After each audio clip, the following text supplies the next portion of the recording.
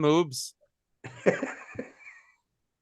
I guess you we're can milk live. anything with nipples, fucker. We are live. Are we Without live? intro. Yeah. Okay. Go ahead, Paul. Sorry. Do it, Paul. He's doing Yeah, something. Paul. He's doing something. Give me a second here. Oh, for God's sakes. See what we have to work with, Paul.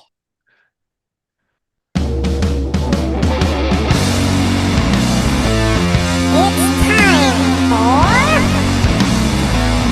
Red Salad Review with your hosts, Wayne Noon, Greg Narlow, and Lou Maddox.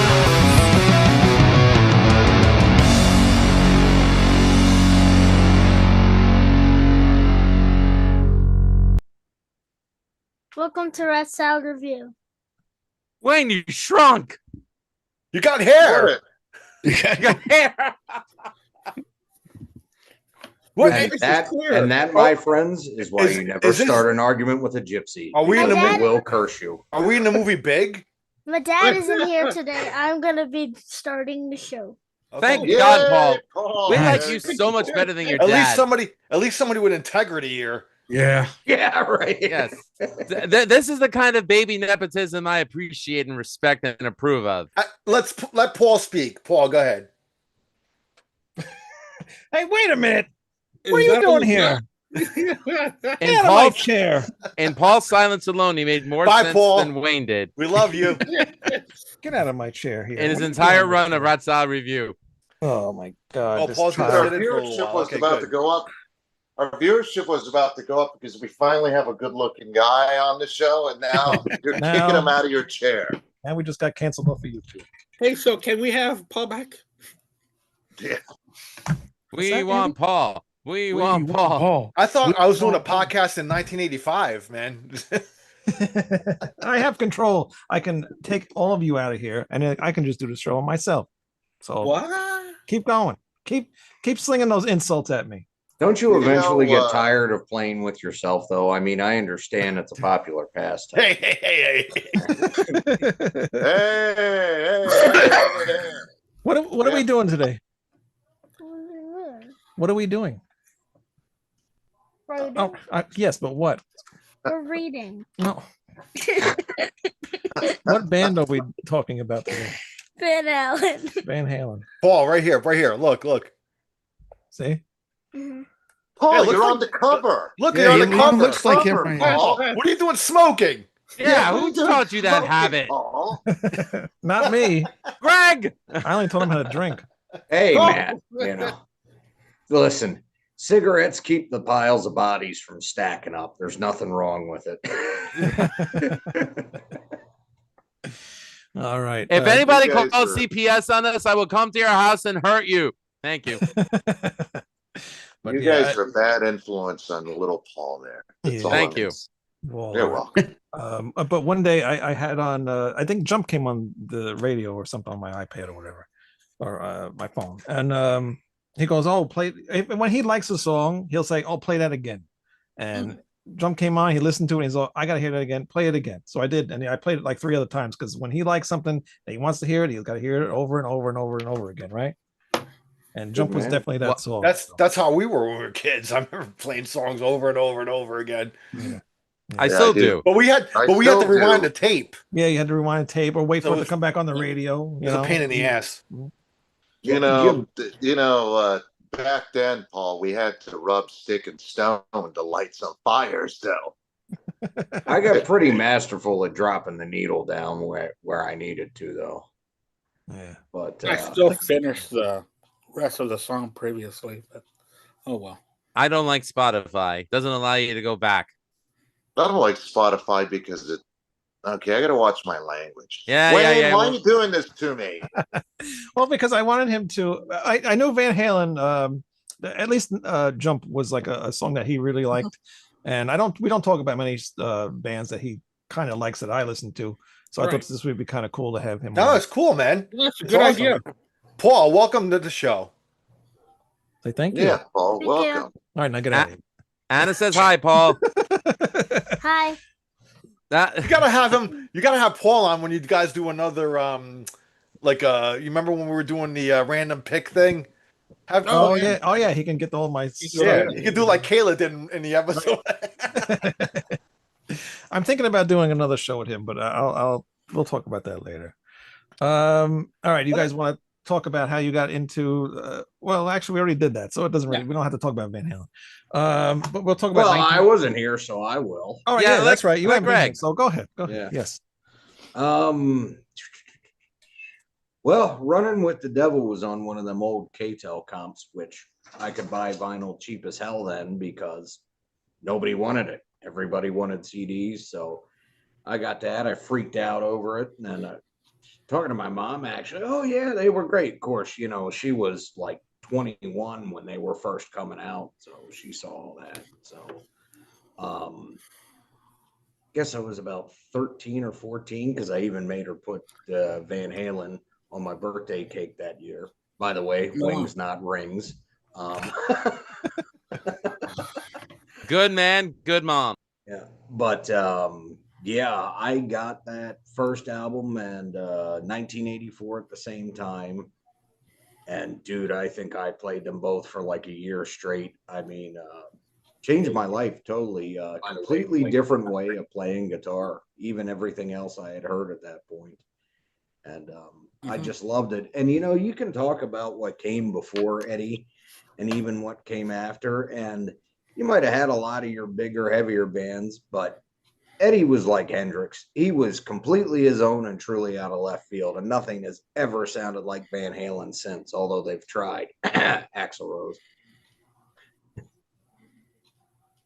I don't see the comparison. I see GNR more trying to do what like the I Stones meant to were say trying to do. appetite. I meant to say appetite for destruction because a lot of people compare Appetite and VH1 because I think they're the two highest selling American debut albums of all time in rock. Okay, Yeah. fair Yeah. point.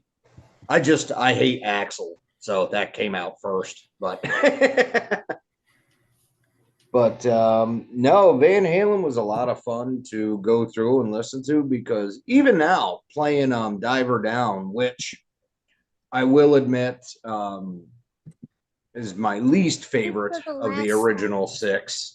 I still pick out different things he does. These creative little riffs he throws in there. I mean, he awesome. They crazy shit. Sorry, Paul. I couldn't think of another way to describe it. Crazy poop. Yeah. But and well, I'll just finish here real quick since I missed the first four, even though this is my idea. But work sucks. Keep speaking. Keep speaking. Yeah. I feel like they did grow and move forward with each album, and Van Halen 1 and Van Halen 2, both awesome. Well, honestly, the first four I'd give a 5 out of 5. I think they're all perfect records.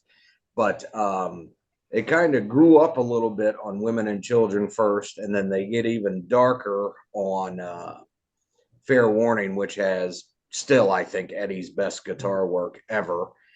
And he carried on some of them themes. I mean, you can totally hear it in Diver Down. It's just they were making some compromises there, but that all led up to 84, which I think is all of their songwriting peaks. And I'm glad that you and I have in common for both of us that Fair Warning is our favorite Van Halen album. Oh, and another thing I will say, as a big middle finger to all the critics, Van Halen 2 is an extension of Van Halen 1. These are songs they honed and had fun playing over the years. It is not a carbon copy. Every song on that album is just as great as the first one. Even as much as Eddie hated doing it, you're no good. Yeah, critics. Phooey. Yeah. Although I do think Dancing in the Streets is a little bit of a stretch. It's better than the Bowie Jagger version. Oh, Oh, you mean the dude that music video, that cover, the two of them singing has more homosexual tension than lives in Phil Anselmo's body. Have you Phil ever Anselmo probably is so deep in the closet he's finding Christmas presents. Earmuffs, I'm boy. not- Earmuffs. Have you- Not that there's anything wrong with it, but No, of course not. Yeah, there's No, nothing not wrong that there's with it. anything wrong with it. My but, father's you gay. No, I'm just My kidding. father's Settle down, George. Did you ever see the That- version that- where they took out the music Oh yeah, that's and then hilarious. somebody overdubbed like all the Oh yeah, stuff? dude, that's the Yeah. funniest Oh, video yeah. ever, bro. I gotta see that. No, I need to see that. It's very Oh god, it's Oh, so it's funny, hilarious, Andy. It's very Oh, funny. I gotta check that out. It's I really funny. do. You got to watch it, Andy. Because the video Yeah. alone is hilarious. Oh, Oh, it's but better. that It's better overdub- without the music. You know what's sad is here are two rock legends, two of the most influential musicians Of all of the time. generation, Right. and they make one of the worst cover songs ever. Ever. And and then they put the video, and somehow that video was popular. Do you remember how often well, I don't know how old you guys are, but that was played No, but all that the was time. all the time. It was Yeah. ridiculous. Stop being an ageist, Manny. I mean, Dude, I I'm can talking about think of- myself. I'm like the oldest one in this group. Well, I remember in the 90s that video was played at least once every 2 hours on VH1 in the I early was gonna 90s. say they still played it on VH1 and MTV in the 90s. That was Sandwich how I with- first saw it. Yeah. Sandwich between Michael Bolton and Kenny G's Songbird. And in 1991, the 16 Weeks of Hell that Brian Adams brought us from the Robin Hood soundtrack. Dude, that song was everywhere. I still Everything hate I it. do. Yeah. Look into my eyes. Shut up. You know how many times I had to. Never mind. There's a kid on here. Never mind. Never mind. Never mind. Oh, here it is. Hold on. That See, was I can't- Manny's Manny's ploy. He put on that song to court a woman, Not only that, there was only one song on the tape. and he ended up having 4 kids out of the whole deal. Yeah. Yeah. Stop. We get the point. But yeah, you gotta watch the So, whole Paul, thing. It's Just to ridiculous. remind you, Paul, that every rock star is just like all of us. They screw up, except for Jimi Hendrix. He was a god. Besides him, Yeah. everyone was imperfect, Paul. Remember Yeah, that. but that was, I mean, dude, nobody did anything that bad. I mean, that was bad. Except for I know, but- maybe Motley Crue doing like a virgin, which was terrible. Oh my No, that God. was horrible. I That thought we was don't discuss that. God, that was bad. Gee, Paul- thanks. I had blocked that from my memory. Thanks, Andy. Paul, this is just a reminder. Rompers are never cool. Hello, Catman. Hello, Jimmy Swartz, and thank you for watching the show. May the Swartz be with you. All right, so I let you listen to these to Diver Down in 1984. It's the only Van Halen albums he's listened to so far. What did you think of these 2 albums? Did you like Van Halen? You liked them? All right, good. All right, you want to start with Diver Down first, since that's the first album? Yeah. Well, the 4th album, really. 5th album. Yeah. We've been doing this so long, I forget. All right, so let's see what you think about Diver Down. All right, go ahead. Let's see your notes. What's the first song? Where have all the good times gone? Right. Better than the original, more upbeat. I like it. So he likes it. I after all the cover songs, I let him hear the originals to see how they really sounded. So Completely different. Wow, he's more articulate than you are, Wayne. Oh, yeah. Good I wrote idea, this. Paul. he didn't do this on his own. I wrote all this stuff. Oh, for him. don't take away credit. Go ahead, Paul. All right, what's the next song? Next song. Hang 'em high. I liked it because it was catchy. All right. Yeah. What about the next one? Secrets. We skip. yeah. Hold on. We skipped some of the. Well, I didn't skip them. I let them hear them, but the instrumentals, I figured we don't really have to talk about those. What?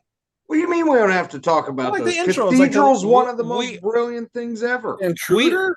What? We can You can talk talk about about them, but let talking Paul about him. finish his Yeah. summary of the songs. That's fine. I got a 9-year-old child here. He could barely get through 30 minutes of these hours. All right. It's not so much that; it's the fact you said cathedral doesn't matter. But keep It really, going, Paul. and it doesn't. But go ahead. Yes, it does. Yes, it does. Secrets, not the best. Not the best. That's right. Oh, pretty Oh, pretty woman. woman. Original is better. Good A boy. lot better. No. A lot better. Hey, These are Paul's opinions. Let him Yeah. continue. Yeah, I'm agreeing with Paul. Way to go, Paul. That's a I- true statement. Dancing in the In the street. dancing in the street. I like it better. The Van Halen version, right? Yeah. He likes the Van Halen version. All right. Cool. The I next like one. it better. Little Guitars. Favorite song of album. There we go. Cool. Cool. Paul is cool. Wow. Big Bad Billy is sweet. Sweet William now, right? Mhm. Yeah. This one is better than the original. Yeah. I didn't realize that song was from 1929. I'm like, geez, man. It sounds like it's from 1920. Yeah, it Oh, does. yeah. Oh yeah, but It's- it's David Lee Roth all over that thing. He's Yep. great on it. Yep. The Full Bug was not crazy about it. Yep. Weird. Okay. Okay. Happy Trails. Original is better. Yeah, I'll give you that one. He likes Roy Rogers. Yeah, he likes a lot of these Greg, old songs, man. Greg, you're gonna agree with him on that, huh? I was never crazy about how they did Happy Trails. It just doesn't quite work a cappella like that. It almost feels like a demo or a throwaway single hidden track. It is a bad way to end the record. Yeah, I think they just did it to be funny, you know. Yeah, that's just Well, that's the point, but I think Roth and Templeman got their way a little too much on this one, and it kind of screws up the vibe in a couple spots. That's probably the biggest, though. Happy Trails. yeah, but they used to do that live during this tour, remember? Like at the end of the show as a kind of a joke. Maybe Yeah. they did it Oh, yeah. before this. Maybe they did it before this tour and they got carried away and decided to just I record it. think they first started doing it on the Fair Warning tour, which is where the idea came from. You know, Hmm. it's funny because Diver Down just thinks it's a covers album, but it's kind of half and half. Anyway, anything else, Paul? Anything? What do you think of the album overall? Did you like it? Mhm, Yeah. mhm, Would you listen to it again? mhm, Yeah. mhm. Okay. All right. So, Paul, when you listened to it, did you want to jump, even though this is not the album that song's on? Were you jumping around the couch? No, I was writing. I was writing. Oh. You can I look at was- the screen. He's fine. Leave him alone. He's got natural talent, unlike his dad. Leave him No, be. he's doing a good job. He's doing an excellent job, better than all of us. Awesome. Yeah. Hey, at He's least got more charisma than anyone Hey, else. he's not like Manny. He didn't write the notes 5 minutes before going on air. Manny, do something about that Joker smile of yours, please. Anyways, continue, Paul. Would you want to listen to the other Van Halen albums too? Mhm. Yeah. Okay. The Sammy Hagar Van Halen or the David Lee Roth Van Halen? Both. Both? I listened to Do you- Good. You wanna listen to 'em first? Ever gonna come out? Yeah. Good All right. answer. Okay. Good. Man, Paul. An objective listener. I can respect that. And then hopefully you realize that the David Lee Roth era is better than the Sammy Hagar. Of course. I never thought I'd hear those words come out of Wayne's mouth. I like both eras, but That's what I knew that. But going through Even- these older albums, I do realize that I like the David Lee Roth stuff better. Even if you're truly in love, I mean, with that later era, you can't deny that the peak for all of them was during the Roth era. Well, even Alex Van Halen says so. I mean, he's almost. It's kind of interesting that they're doing these remasters of the Sammy Hagar era, but Alex Van Halen never talks about it, even in interviews. You know, he just talks about the original lineup. So He's still hurt. He's I- still genuinely hurt by yeah. the stuff that Sammy put in the book. You know, I mean, look, we all knew anyone who saw the 2004 tour or anyone who saw video footage of it knew that Eddie should not have been out on the road. The guy should have been in rehab, detox. He was not in a good place, and it was for monetary reasons, and he was just getting over his divorce from Valerie. So, well, you know, that's all. Yeah. for him, for Sammy to have exploited that in his book, it's one of the reasons why I don't respect him as a human being, because I feel like he always does these things to put himself in a better light rather than the people that he surrounds himself with. There's no team with Sammy. It's all No, about him. And But there's a David Lee lot of Roth- deep-seated stuff between him and Alex that I've read about that goes back all the way to the 5150 album. Oh, well, yeah. That I Oh did yeah, not but know. what's amazing about that, Greg, is that David Lee Roth and the Van Halen brothers are never the best of friends, ever. Yeah. No, but the thing about that is they had a very good working relationship and they recognized and played to each other's strengths. Well, the I don't deny classic- that, but It's the classic tension brings out the best in music, dude. And Mhm. they knew that, when Eddie and Alex's dad died, Roth showed up to the funeral to pay his respects. Yeah. Roth And- is Well, actually Roth was the one that picked out Big Bad Bill and said, "Let's get Jan to play clarinet on it." Since he plays jazz clarinet, the brothers didn't think it was going to work, but Dave was right. you know what? If I- we're going to talk about good aspects of David Lee Roth, he's also the guy that when Michael Anthony's grandson died, he anonymously gave $10,000 to Michael Anthony. The only reason Michael Anthony even knew was David Lee Roth, because David Lee Roth sent it through his management company. That's the only reason they knew. Mhm. You know, yeah. So, and David Lee Roth apparently is a decent human being. It was his idea to call the band Van Halen. People forget that because he knew the focus was Eddie Van Halen, which is Well, funny that and it looking was back. unique sounding. I mean, it stood Like out. He was right about that too. I Like- mean, who? Like And who was Santana. the guy who told Yeah. Eddie Van Halen to turn his back to the audience? And you notice all the guitar players looking at is Eddie. It was David Lee, Mhm. So, yeah. I'm not saying David Lee Roth's not without his faults. It'd probably be crazy to work with somebody like him. It'd probably drive you insane. It'd probably be rewarding, Right. but it'd be You know, a Well- lot of the artistic vision was Dave, man. Like down to the album covers, down to the stage setup, all that stuff. That's all Dave. Eddie was the one that just concentrated on the music, man. That all he did was that was his thing. Dave was Yeah. Dave was all the extra stuff around it, man. So I mean, Van Halen would have never, dude. Eddie would have probably never been known had it not been for Dave. Dave was the one that brought Eddie to the world, really. I think, in my opinion. I agree with you, and Ted Templeman agrees with you because when they're recording the first album, if you guys haven't read it, but I'm sure you guys all know this, Ted Templeman wrote a book. It's a pretty interesting book.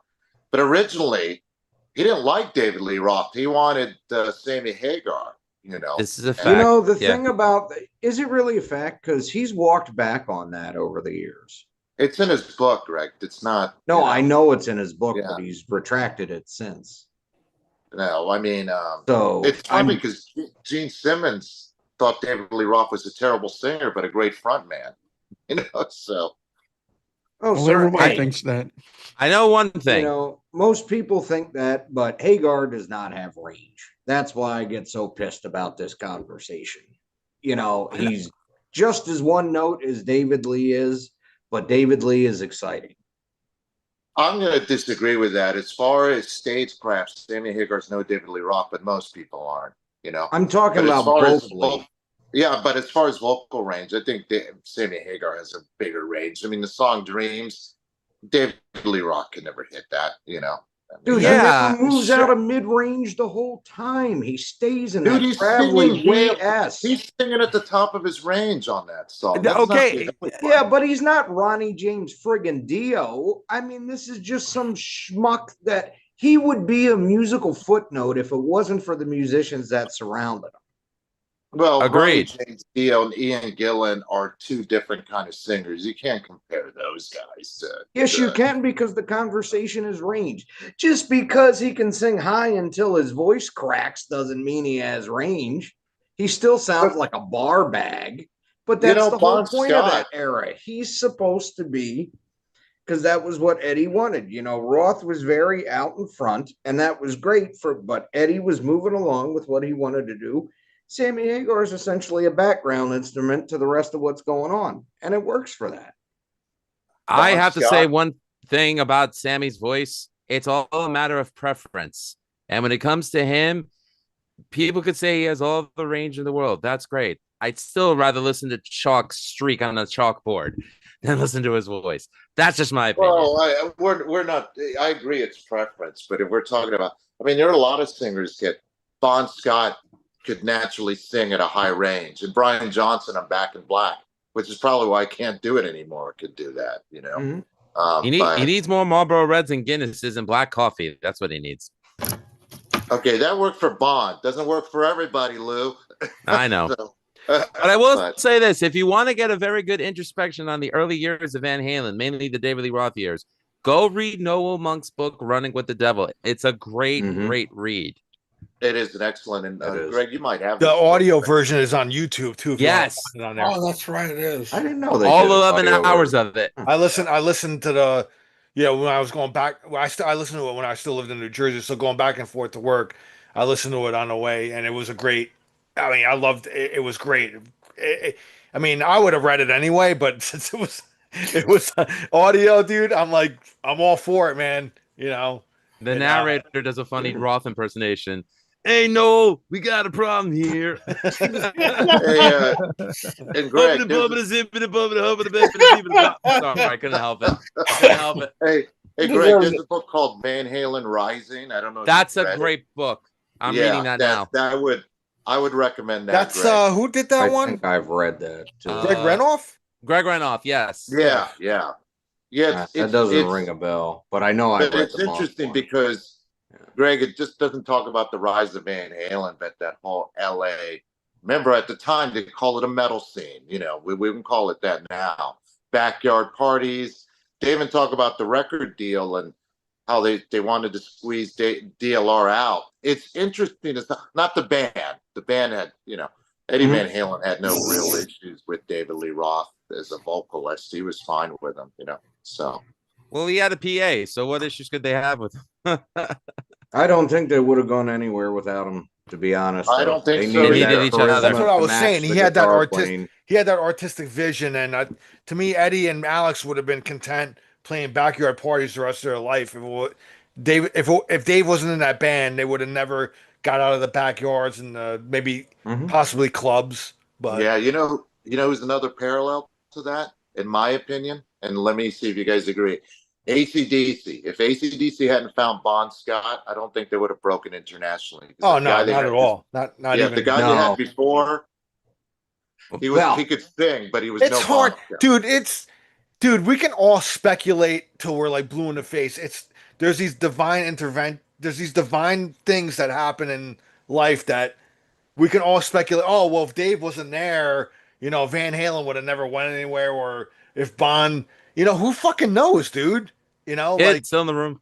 They could have fucking found somebody else and That's went okay. He's not listening. somewhere. I don't know, Right. man. We don't know. Things happen in life that there's unknown people that probably been sitting in their basement that are amazing musicians for 30 years, 40 years. Nobody knows about them, but they never That's got true. the right guy to be with or a right band and to get out there and never got. I mean, Well, guys, I gotta go. I mysteries, gotta man. get this. This is my daughter, so I'll talk to you guys later. all right, man. Okay, Take care, Manny. What do I'm you just think about saying, all man. Like listen. Hold on. I mean, I agree with Greg, dude. Without Dave, I don't think Van Halen would have never went anywhere. He had that artistic vision, man. Like that, he had that drive that Eddie was immersed in the music, but I don't think he had that drive to take it any further than that. He would have been content sitting in his room or studio, just making music the rest of his life, and not even went on the road. Yeah. probably. And he You know? admitted that. Eddie admitted that. He said he would have been That's happy. why to those two. That's why those two were like the yin and yang, man. That's the magic, And even though there was tension there, tension brings out magic. So I think that's why that original incarnation of Van Halen is unbeatable. You can never beat it, man, ever. Of And course, I'm by the not, time- and I'm not, and Andy knows this. Wayne knows this. Everybody, I'm not a Sammy hater. I like the Sammy stuff too, man. But they're just turning to a completely different band. They're not even the same band ever. My big problem with because that when era- listen to when 1984 and 5150, even when 10 and a lot of credit has to go to Ted Templeman, man. He was the fifth member of that band. When he went with Dave, that class of Van Halen sound went with them, man. That was it, No, we'll- 5150 was just a completely different album. Man. Well, yeah, I'm actually we'll get to that. But I'm looking forward Yeah, to talking next about week. this album next week because this is the Japanese edition that Greg convinced me to get. And let me just say this: the mixing and mastering and production on this record blows the American one away. Production wise, it's I would compare it to the first six Van Halen albums wow. with David Lee Roth. Yep. And, Wow, and it makes is it well, meteor? Or what is it? Like just the mastering of it, or Greg could That's a explain it better. complete- Greg. It's a completely different mix. yeah, cool. Warner's was pissed when he turned it in originally, because even though they could hear how strong some of the songs were as far as singles go and making money, they disagreed with how Eddie wanted it mixed, primarily with the instruments and especially the synths being more prominent. And that's what I mean when I say he wanted Sammy more as a background instrument. Not that he can't sing at all, but he wanted it to highlight and carry on and be part of this, not out in front and part of the show. And it worked better into what Eddie was trying to create with this immersive experience with this album. And Warner's took it in the United States and in Europe and redid it and mixed it as if it was a regular, oh, let's get these singles on the chart album. And it really hurts it and makes it weaker and way more compressed. And I really didn't have an appreciation for it until I heard the Japanese mix. Now, is that a Japanese version? Is that like an old, like, or is it like, what year did that come out? Well, this is the remastered. Is it like a remastered version? Is it like this is a remastered version that came out fairly recently. I would say maybe about 2012. Hold on, here's the OBI. I always maintained that 5150 and OU2 needed not even a remastering, a complete remix of Well, it. I did find this on eBay for relatively cheap, so you can find it on there. And There's a couple different ones. There's one from 2023 that's remastered, and there's one from 1997. So it's been in print on CD in Japan since like '86. I mean, yeah, but I'm just curious, like which version is going to be the good one? If you get like a remaster one from 2023, is it still going to have that Japanese remaster, or is it going to have a different one? Well, I listened to all three versions. The Japanese have a special case with most of these record companies because they invented the medium. They can pretty much on their pressings pick the mix or the master of the album they want to and put it out. So say I'm just interested to hear it, man. Say Megadeth remasters, for example.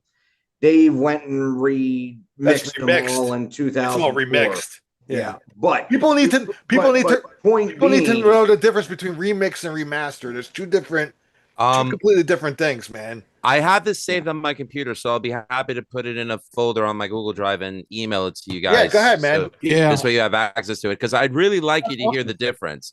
Yeah, I mean, like I was driving to work, and I was like, all right, let me hear the difference of what Greg says. So I know we're jumping up ahead and we're talking about 5150, which we'll talk about next week real quick. I apologize for that, but last thing I'll say about it and we're done. Favorite track on this is the title track 5150. I heard it on the CD and I was like, okay, the guitars sound really full.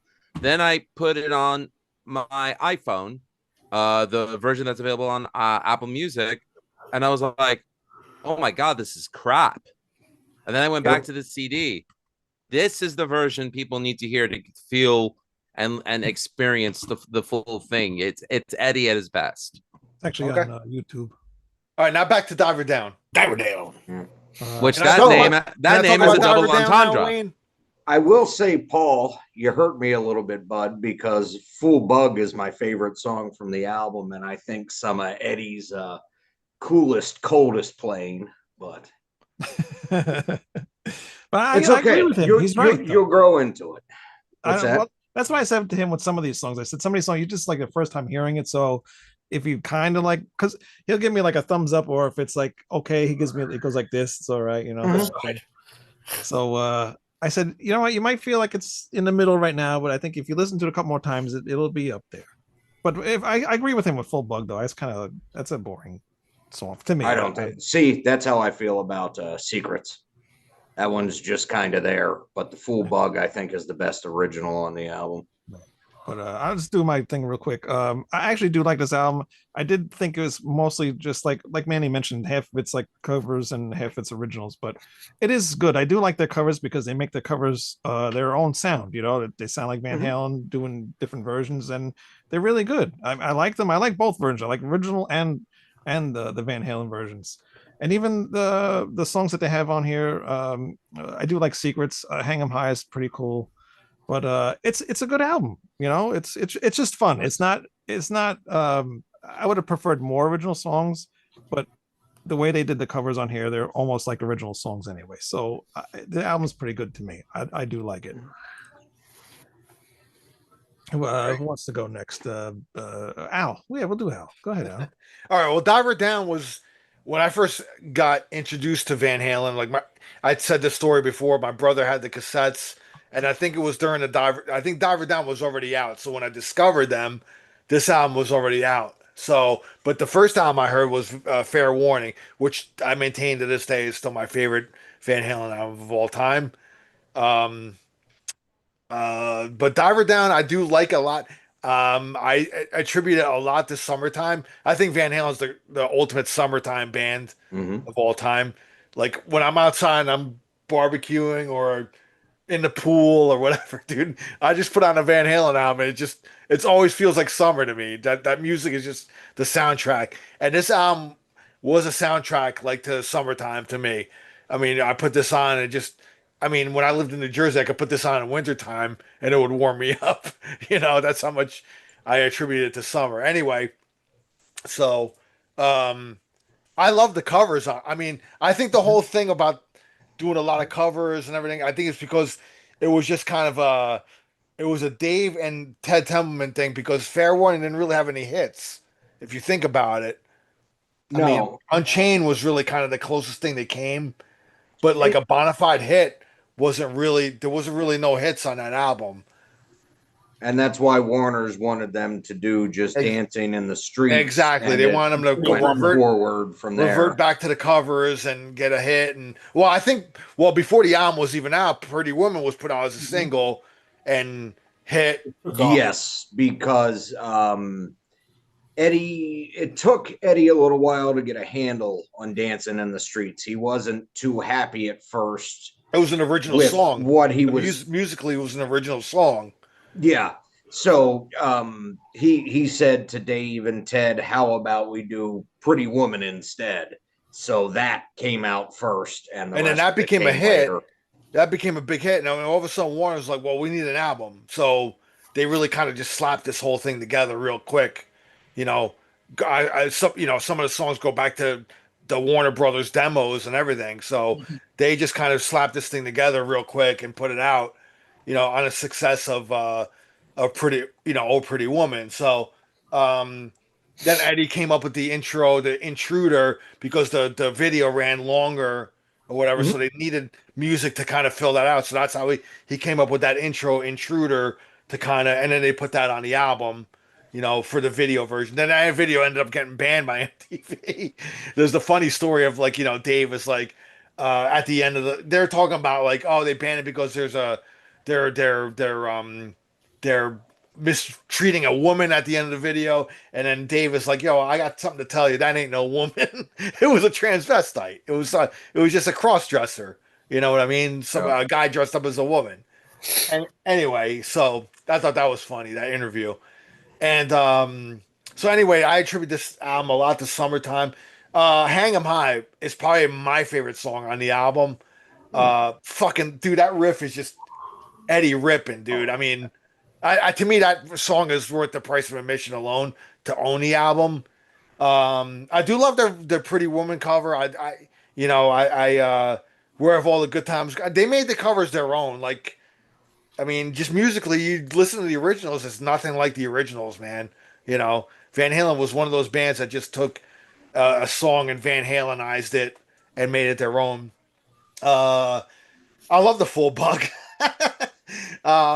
Secrets is great. I love the lyrics of Secrets. It's so Dave, man. Like to me, again, he's underrated as a lyricist in my opinion.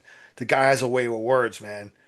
So overall, I still love Diver Down. I mean, in the midst of the six pack, it falls to the bottom for me. If I think I ranked the six pack one time. Did we do it on our show, Andy, one time or something like that? We did it like a couple of years ago already. I know that we ranked all the Van Halen albums. I think what no, well, yeah, we ranked all the Van Halen albums. Right.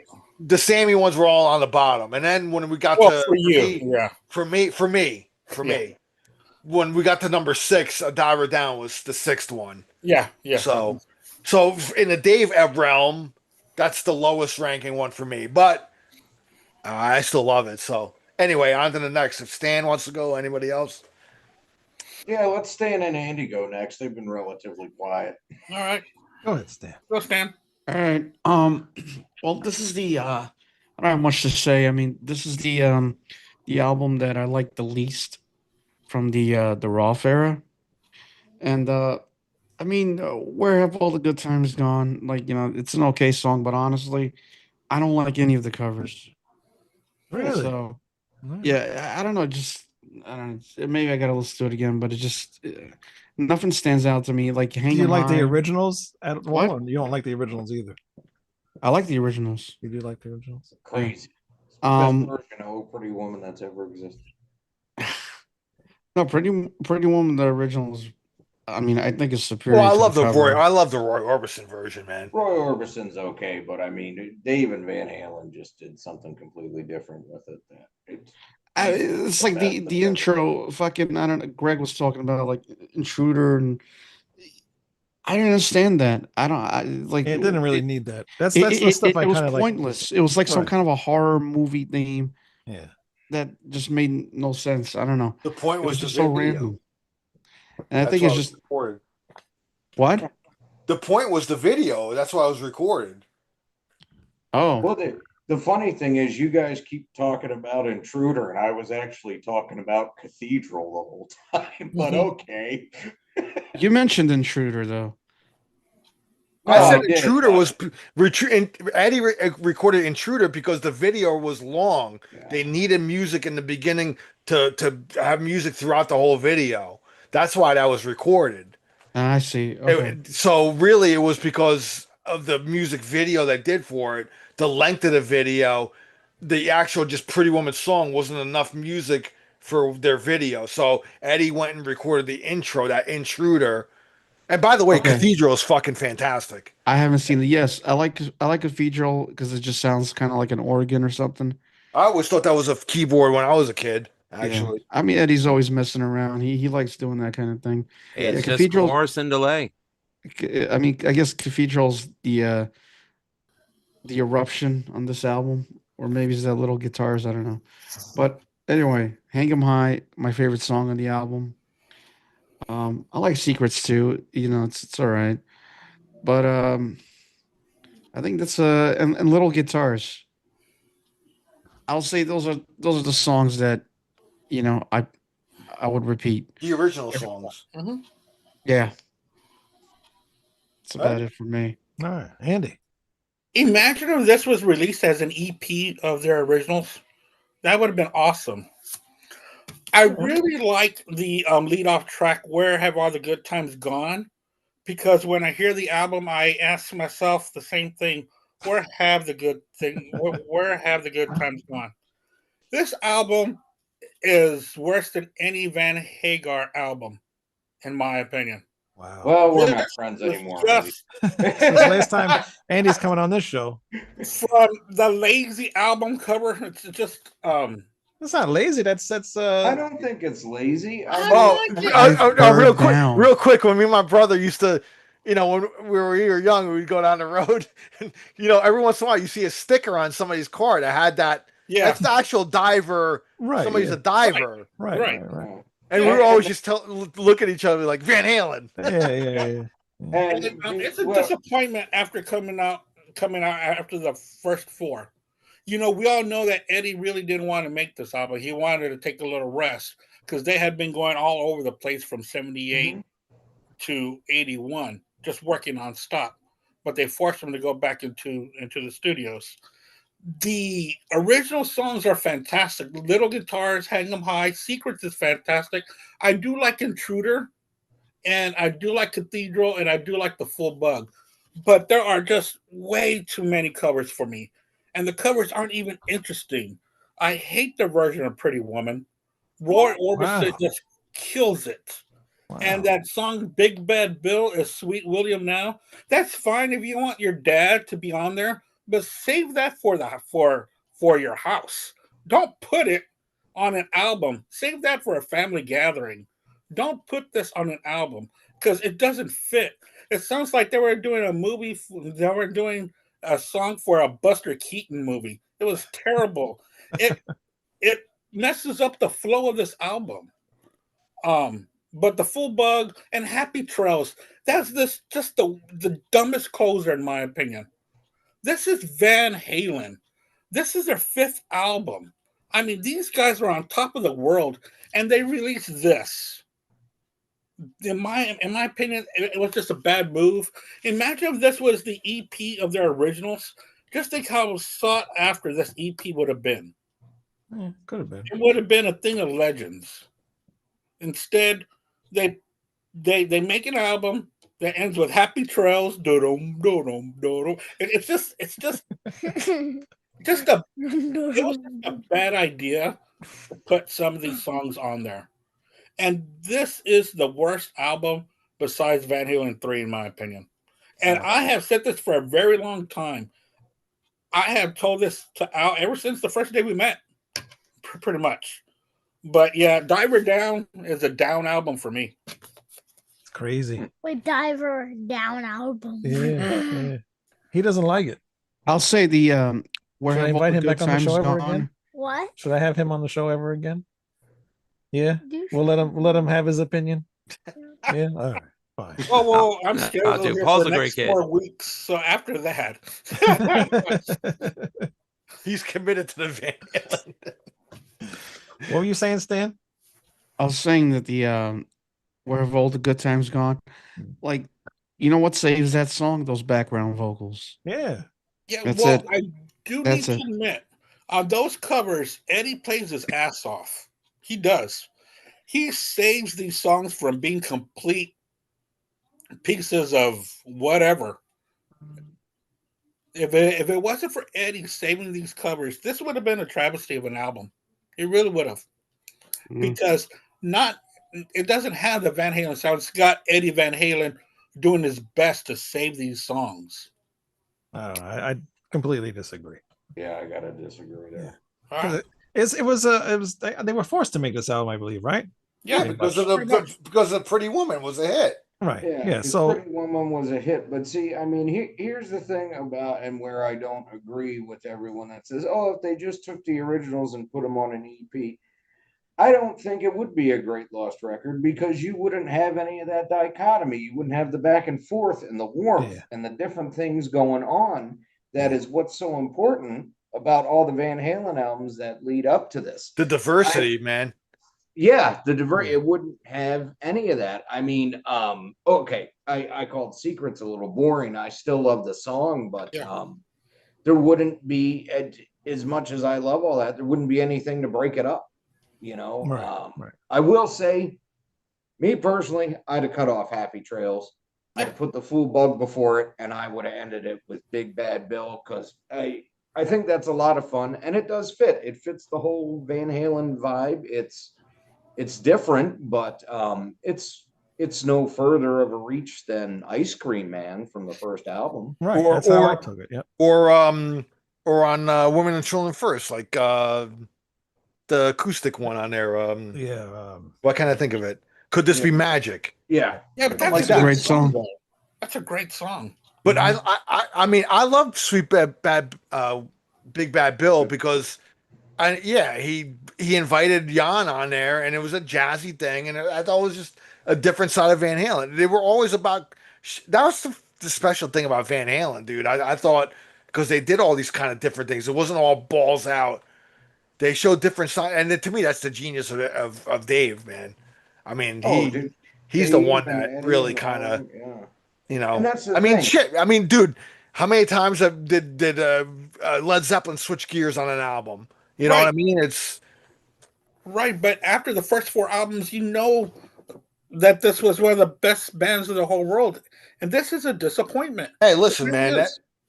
You know, not every band can have a swing and a home run. You know, Oh no, that's out of the first six. It's definitely I'll agree with Andy. After the first four, this was a step down, but still, it's still a fun.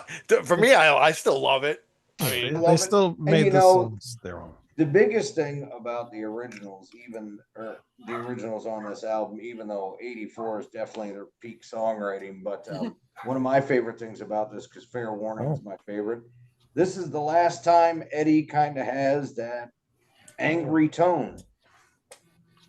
It never really comes back again in his career, and I mean, the Fool Bug is kind of the last shot at it. well, it's because this and Eddie has said that is it broke this. He said himself, it was the album that broke the straw on the camel's back. Is that the right saying? That broke Well, the straw that broke the camel's back. back. And this is why he built 5150, the studio in his house, which 1984 ended up being recorded on. So it might have to do with the studio environment. It might have to, you know, who knows? I don't know. Yeah, and I feel so Listen bad. to 1984. That's the first album recorded. Well, we're going to get to that now. Yeah. I don't want Lou needs to still talk about this. So go ahead, Lou. Just before Lou talks, Catman says, good point. He's talking about Andy. Good point. Back in 1982, he hated bands that put the old blues tunes and covers and show tunes on their albums. Even Welcome to It's not for everybody. Listen, I liked it. Maybe he didn't like it. That's fine. And the thing is that I love Van Halen. They're one of my favorite bands of all time, and it stinks that they have an album like this in their catalog. That's it. I'm leaving Black Spinner Circle. I'm breaking up the band. That's it. Bye, Andy. Take care. Yeah, but if you leave Black Spinner Circle, I'm going to have to unplug the whole thing. So don't do that.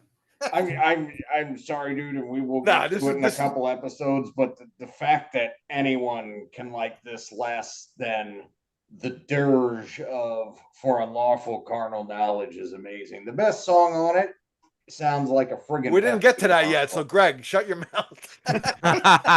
Oh, we'll get to it. We'll get to it. Flamethrower ready. I will give my points of why. Go ahead, Lou. I like it. Thank you. No, just kidding. Okay. All right. So summer of 1988 was my first time hearing this album. My brother brought the cassette with him on our holiday to Greece with Mummy. But getting to hear this on the cassette player on my Walkman, yes, Walkman, was always a great thing for me. Didn't know Where Have All the Good Times Gone was a Kinks song. I prefer Van Halen's version. Hang 'Em High, my favorite song on the album. The speed of that song and the fact that I can brag, I got to play it live, and it was a great feeling. I think Cathedral is probably one of the best instrumentals that Eddie's ever done. I'm not gonna lie, it was a huge influence on me experimenting with chorus pedal, delay pedal, and the potentiometer, the volume knob. Of course, I've switched to a volume pedal because the hands aren't as fast as they used to be. Love Secrets. I think it's one of the most gorgeous songs in Van Halen's repertoire. Love that shuffle beat. I love Roy Orbison. Don't get me wrong. I mean, such a great songwriter, great singer, great guitar player.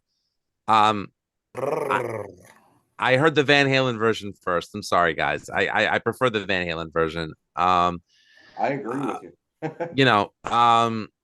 Not to mention when I hear too many bands play the Roy Orbison version, it annoys me because they try to do it as good as Roy and they can't. I was in a cover band and we did the Van Halen version, and that actually got the ladies dancing. So I know it works. Dancing in the streets. Hey, Ralph, what's up? Hey, what's going on, everybody? What's going on? Troublemakers here. We've been he thought Dr. He thought the show started at 9. What's up, Ralph? Ralph, what's up? I was doing I just was interviewed on the Downfall Network. Oh, cool, man. Cool. And I then like that channel. but I already agreed to do, you know. Hey, check out the Downfall Network. They actually have a documentary on me. Cool. Have to check I it think out. It's pretty old. It's been up for like, I I don't think know. I saw that already. Yeah. Yeah, he said That one. I front the pizza thrash band, Thrash or Die. I'm like, what the hell, street pizza thrash? What? Anyway, what's your son's name, Wayne? Paul. What's up, Paul? Hi. Good to see you here. Yeah. Don't let Ralph scare you, Paul. Actually, just got in. You're on time because we're still doing Diver Down, so you'll be next. Yep, I'm wrapping up my review on Yeah, it. hurry up. I got the last 6 songs. So Dancing in the Street. Again, did not know that this was a Martha and the Vandellas song. Love the Van Halen version, mainly because of like the echoplex effects that Eddie's doing on it. Yeah, nobody did It that is a stuff good- back then. What's that? Nobody else was doing that kind of stuff back then. Not to that extent. No, I mean, like, you had guitar players and Thin Lizzy and Rush doing some experimental stuff, but not with an echoplex like that. So, and I do like the Martha and the Vandellas version. Obviously, I can't stand the David Bowie Mick Jagger version. You want to watch that video again? Oh hell no, please. I'll watch it later. Little Guitars, not one of the easiest instrumental compositions Eddie's ever done. I still have a hard time trying to figure out what he's doing, but that's why he was the king, and man was a genius. And the song Little Guitars itself, my second favorite song on the That's a album. great song. I love it. Yeah, and like live, it just sounds so much better because they're just like ringing the notes out while singing "ooh, ooh" at the end, and it just sounds. I get happy when I hear that song, and when I hear the live version from the Diver Down tour, I get happier. So I'm glad that they actually brought this song with them when they returned with Wolfie. Can you show us how happy you get? Anyway, I love Big Bad Bill because I'm a fan of jazz and skiffle. So and being someone who lost their dad and their brother, to hear the fact that Alex and Eddie had their chance to be on a song with their father, I think that's great, man. yes, hits me right in the feels. I love the full bug. I didn't understand what the song was about until I listened to it again. Like, again, I was 8 when I first heard it. So once I heard it again when I was 16 and I really, got to understand what it was about, I was like, oh, I like that. Okay. And Happy Trails, yeah, that's a throwaway track. Of the 5 of the 6-pack, it's my least favorite, but I still love the album. I respect the way everyone feels about it, from it being, maybe if you just released an EP version with just the originals, it would be better. I understand why some people don't like, hey, it's musical taste. It's all subjective. I love the album and I don't skip it when it comes on my VH playlist. So Michael Lynch says, love Big Bad Bill and this album, even if it's a step down, love Van Halen's diversity. Oh yeah, I'd still give it a 4 out of 5. I mean, oh yeah, it's an incredibly diverse album, which, let's face it, a lot of bands were not showing diversity in their skill sets on record. And Catman No. says bang bang pizza skulls. Yeah. And Schmack and Magab to you too, sir. Right. Speaking of pizza skulls, go ahead, Ralph. Dive her down. It's a masterpiece. To me, it's the ultimate, along with Van Halen 2, the ultimate summer album. A lot of people complain there's too many covers. I don't know about you, but when I listen to that album, I don't hear no covers. I hear Van Halen songs because Van Halen turned those songs into something else. Listen to "Where Have All the Good Times Gone" by the Kinks. Sounds nothing like it. Actually, "Dancing in the Street" musically was a song Eddie wrote before they convinced him to put the melodies and lyrics of "Dancing in the Street" on that song because it's nothing like the original. Listen to Big Bad Bill, nothing like the original. The only one that kind of comes close is "Pretty Woman," But seriously, come on. And even Happy Trails is different. Come on, Happy Trails was just Roy Rogers singing alone, you know? And they're that it's a math. And then you have the original song. Hang 'em High rips. It's a ripping song. Secrets, maybe my favorite. No, not my favorite, but one of my favorites.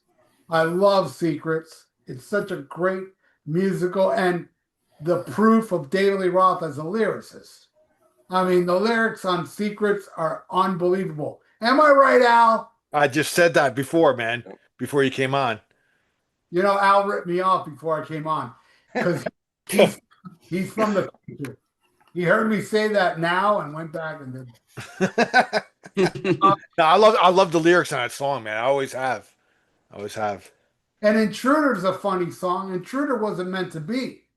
The only reason Intruder exists because they did the video for Pretty Woman, but the video was too long for the song, so they added that instrumental so they could do the whole video. So that ended up on because Pretty Woman came out before Diver Down.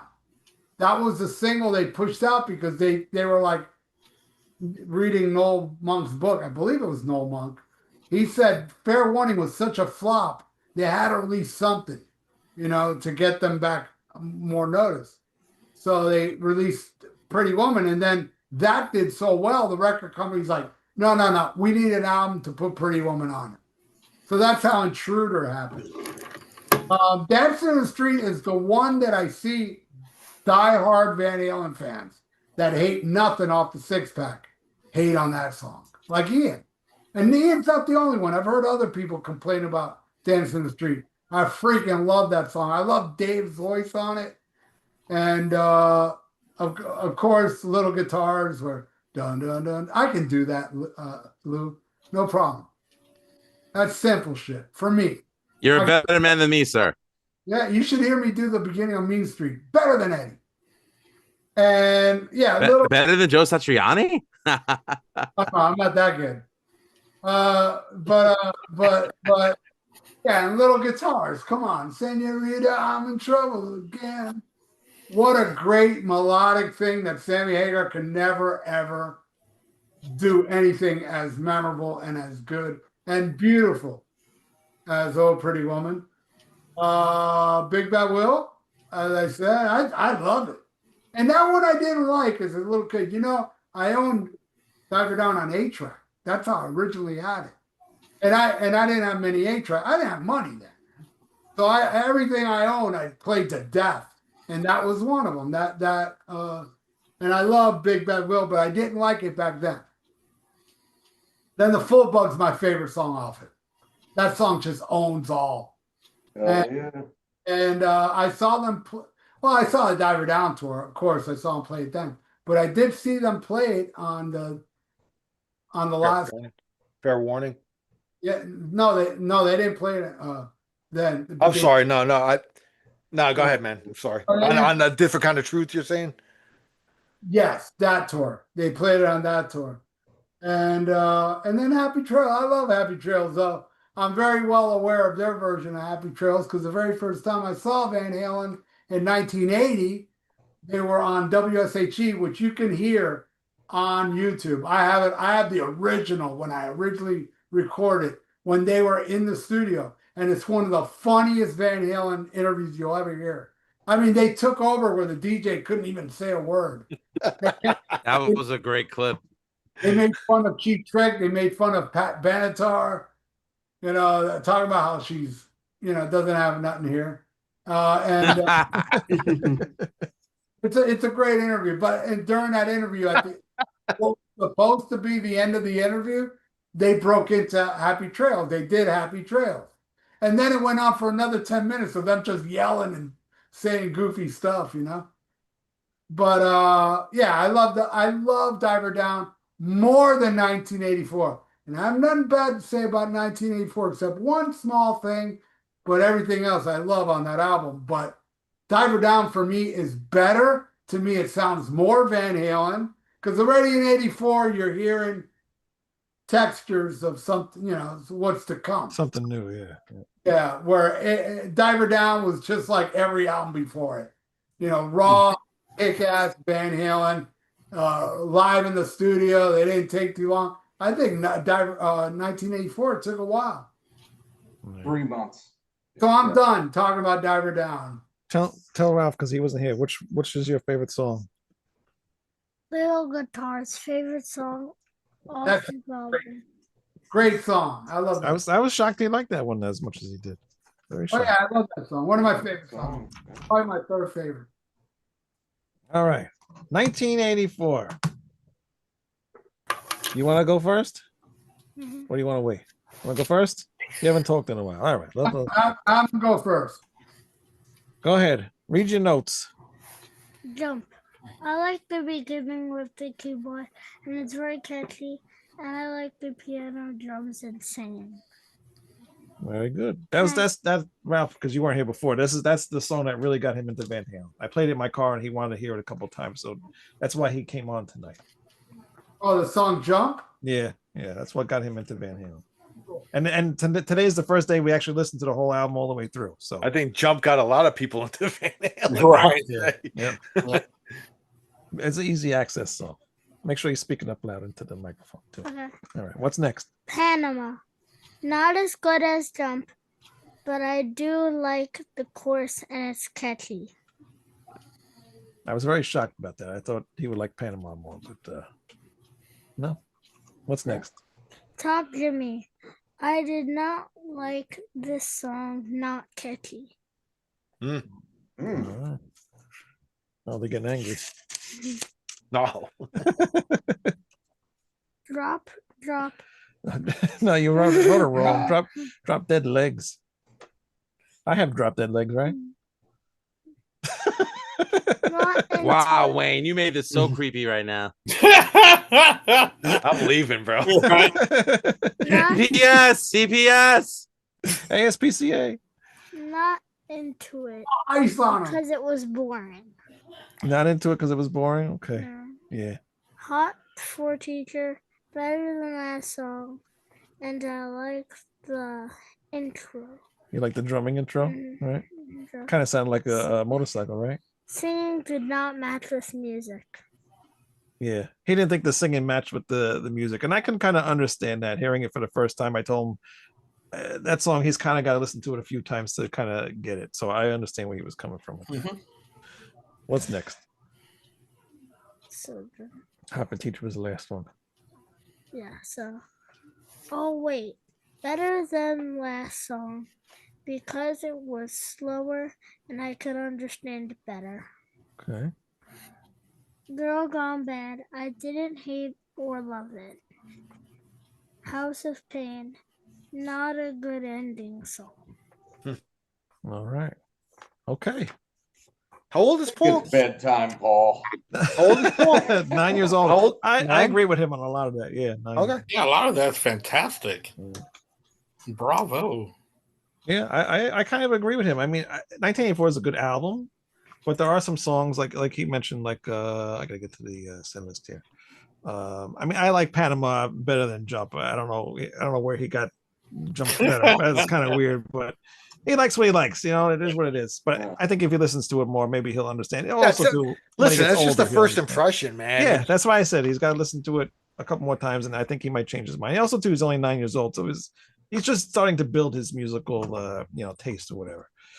But I love Hot for Teacher. I mean, I can't even play that drum intro. I can sit there and watch him play it, try to figure it out. It's just impossible. That nobody will ever play it as good as he does, Alex Van Halen. It's just an awesome intro, iconic drum intro to any song ever. I'll Wait is probably one of my favorite Van Halen songs. Girl Gone Band's okay, and House of Pain, I agree with him. I don't really care for that song either. But overall, 1984, it's a great album. There's some really good songs and some shitty songs, but it's a good album. And Jump's just a great song. It's catchy. Everybody see that got him into Van Halen's Jump night. He heard it once and he wanted to hear it over and over and over again. So it's just a song that anybody can get into. Paul, do you like K-pop Demon Hunters? I didn't watch it yet.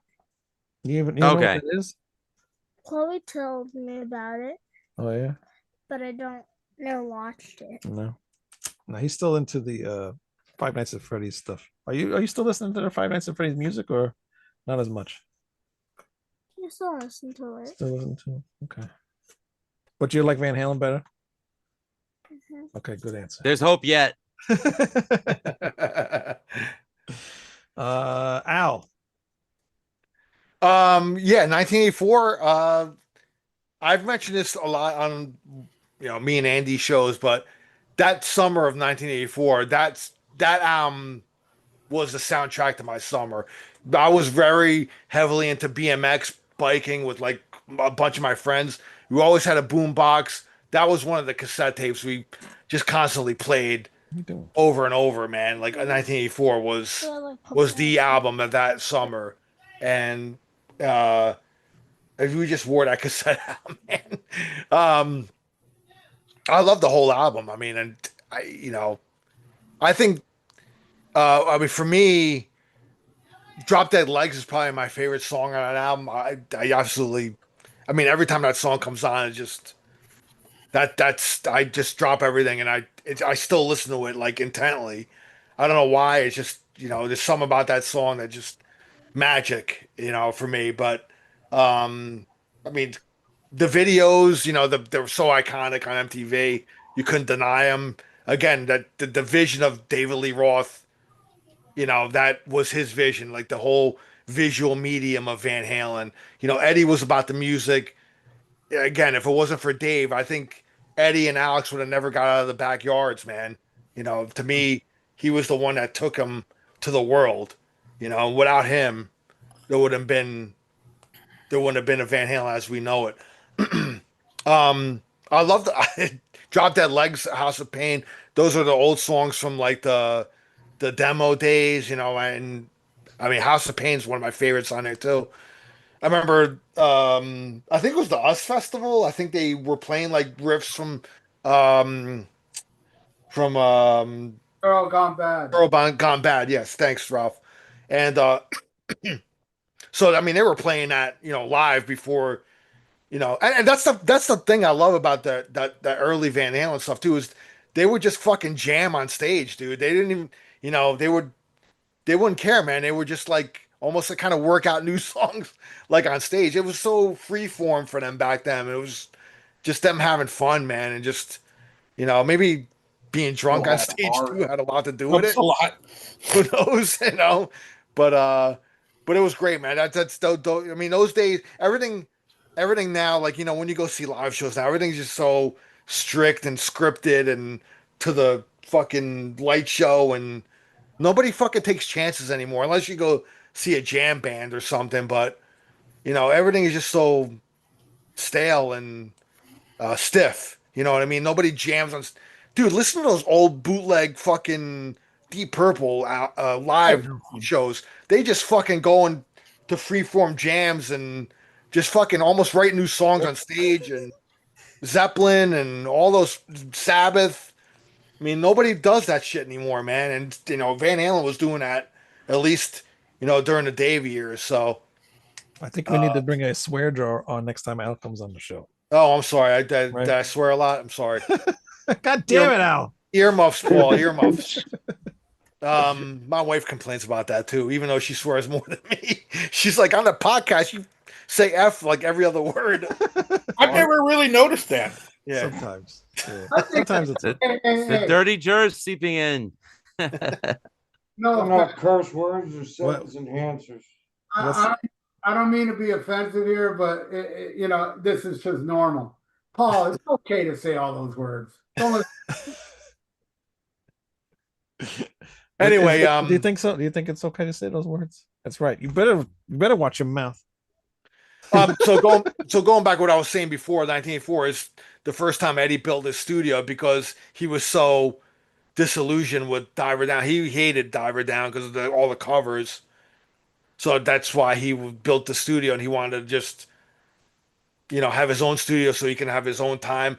And I think that was kind of the beginning of the downfall, kind of, because Van Halen was coming out with an album every year.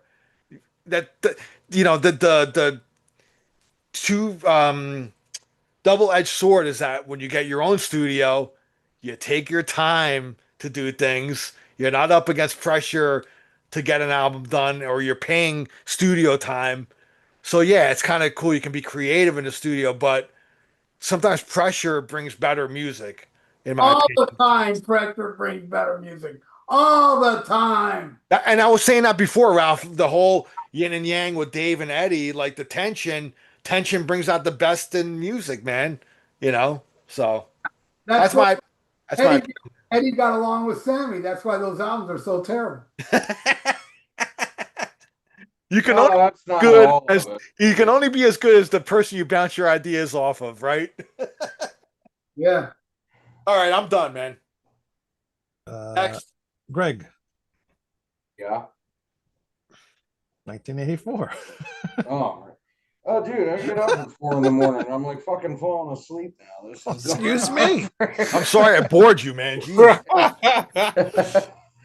But so think for me personally, their peak is before this as far as how they would jam and kick out the tunes like that. I think this is Eddie's peak as a songwriter and their, commercial performance that way with how good it is, how much heart it is, how much heart it still had, and how much it friggin' rocks, man.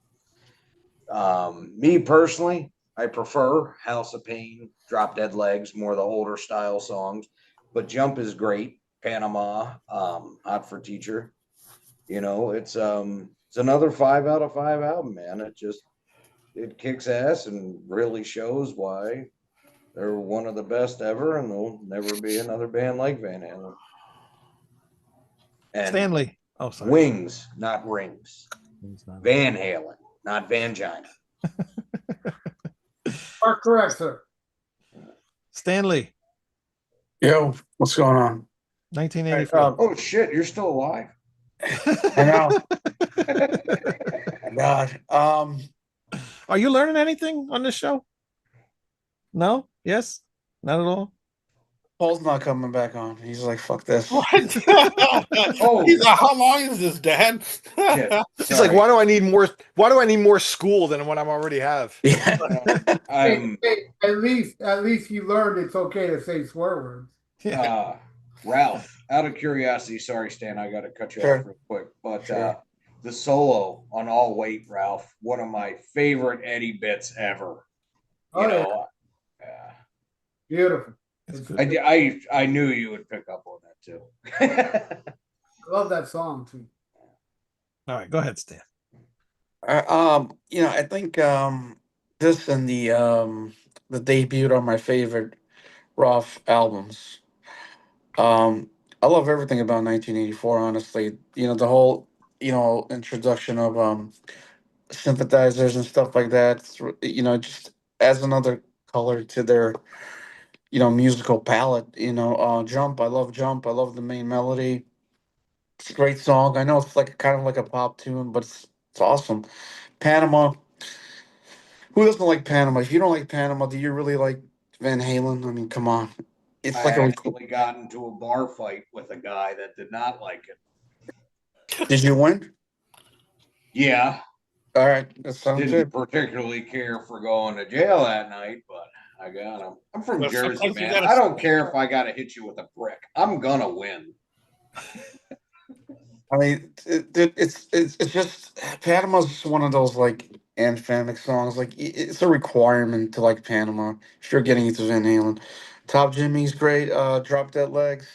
Hot for Teacher did that iconic drum intro. I mean, honestly, when I first heard that, I thought it was a fucking motorcycle or something. Yeah, that's what it That's sounds like. Yeah.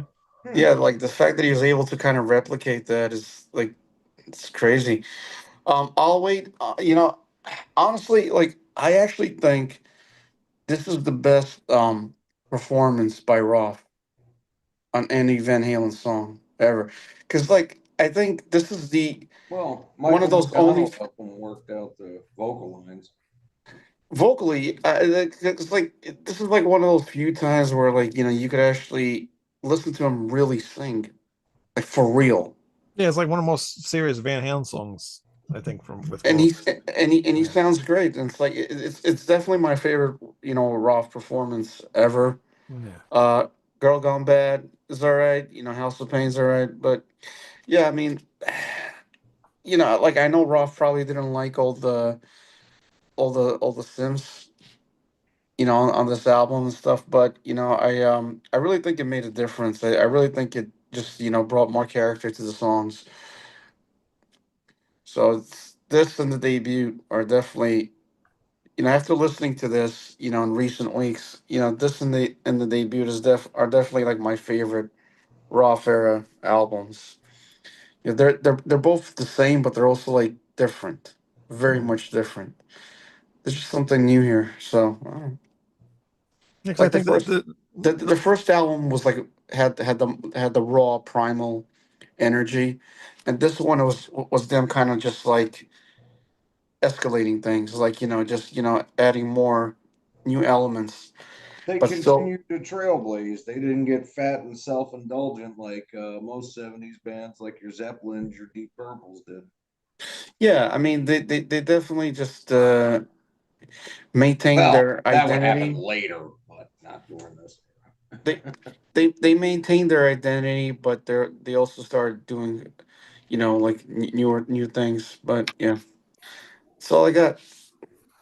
Love All right. 1984. All right. Andy. Yeah, 1984. What a big 180 from Diver Down. Talk about going from worst to best. This is my favorite. This is one of my favorite albums by Van Halen.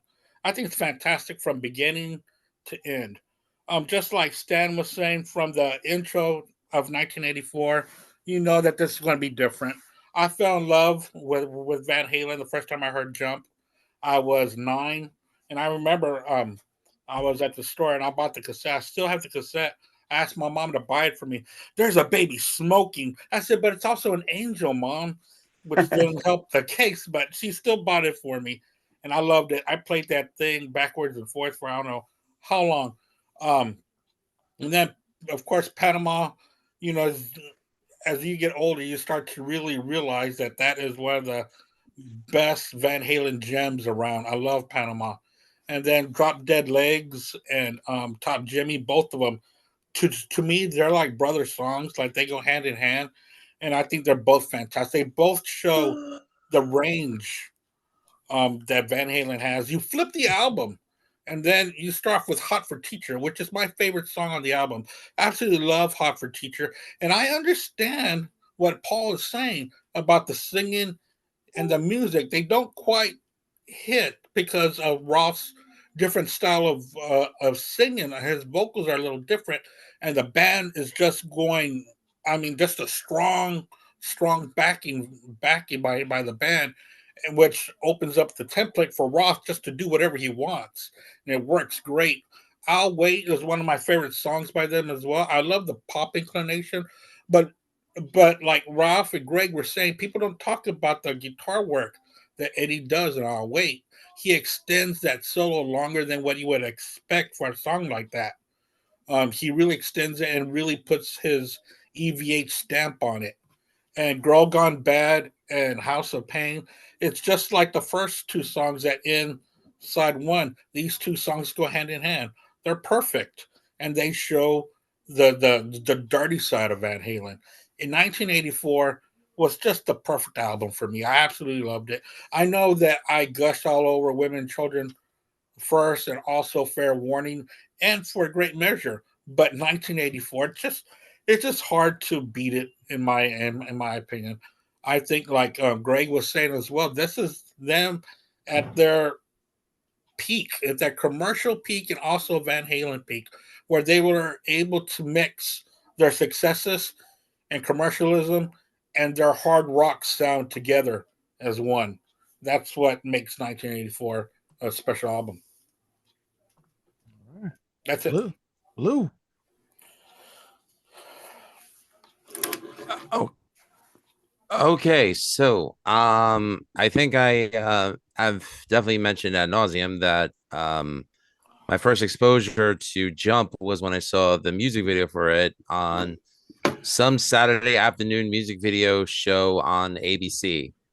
And again, the image of David Lee Roth doing the backflip off the floor, Eddie smiling while he was playing his guitar, it captured me, so much so that like I just seeing the joy on Eddie's face when he was playing, it's like I always wanted to feel that same way. And thankfully I do when I'm playing guitar. So, that's how I got my love for the instrument. I didn't hear the full album until 1989, and to this day I still love Jump. I'm not sick of it. It's probably one of the most overplayed songs on the radio, and I don't care. I still think it's a work of genius, and I still get the same goosebumps today when I hear it, the same as the first time. I know I know I've heard Ralph mention this before, that he's not a fan of the instrumental, the title track instrumental. I love it because I love the whoosh, the sound of the Oberheim, but I'm a nerd and I admit it. And I'm cool with the fact that you don't like it. I like it. I know. I'm a nerd. I don't care. It's fine. It is what it is. Panama, I still don't know what the hell the song is about, but I love it. I mean, he's singing about the countries, about the cars, and about a girl. Maybe it's all three. It's Dave. Who knows? Who cares? It's a work of genius. The weirdest thing I ever saw, and I can't remember where it was, but Dave made some comment about it, making him think of Betty Boop being topless, and I was like, "What?" It wouldn't surprise me. But that's Dave, man. Top Jimmy I love because like that's a different tuning than what a guitar is normally tuned to. Again, this is showcasing the genius of Eddie using alternate tunings just to get the sound right. And I think it's a great track. I do love the song Drop Dead Legs. I mean, growing up when you hear that song and like, you see a pretty girl walk in front of you. I'm sorry, that's the song that comes to my head. Oh, yes. Yeah. You know that you want it. Oh, yes. Hot for Teacher is proof why I married a teacher. That's all I could say about that.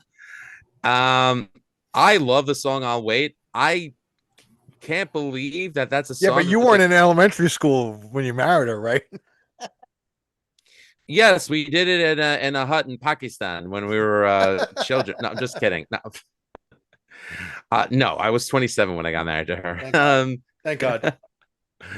I did not know the song was co-written with Michael McDonald of the Doobie Brothers, and I really want to hear him sing it. I would love to hear a version of I'll Wait with Michael McDonald singing. I think it would sound perfect. That's exactly what I do, Andy, and I'm making my wife spit out her sparkling ice. So it's love I love her. I love him when she does a spit take. That came out so wrong. Well, on the original album, he wasn't credited as a songwriter, right, Ralph? He sued him. Yeah, that's right. Yeah. So on the original credits of the album, he wasn't on there. Yeah, he sued Van Halen because they didn't give him credit, but then he won and they put back his name on the credit. I mean, it sounds like a Michael McDonald song. It sounds like the perfect marriage of of Ted Templeman mixing his bread and butters, Doobie Brothers and Van Halen together. It's a great pop song. Yeah, but I mean, it gets overstated. Not that I have a problem with Michael McDonald or the Doobie Brothers, but he only worked on the vocal melodies and shit with Dave. It's not like he wrote the actual music to the song. No, I'll totally give the credit to Eddie as the songwriter of the music for that song, but I mean, it sounds like a vocal melody he would have written or sung, and you can't take that away from melody he would have sung, but and how the song's written, I hear more Fagan and Becker than I do Michael McDonald in it, honestly. Really, you hear more Steely Dan than Doobies? Mm-hmm.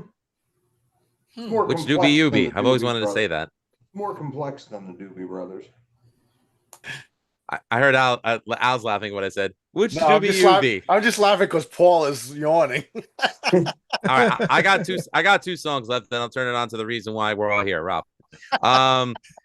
Girl Gone Bad. I love the song. I love what Eddie does on it. Again, like, everything he does on those first 6 albums is magic. The tapping leading into like the really fast scale that he plays, and then all of a sudden it just hits you out of nowhere. Probably the most underrated song on the album.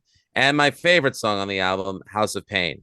Oh, I'm sorry. That song is just freak. That is metal to a T, and just a swift kick in the nuts with a steel toe boot wrapped in barbed wire.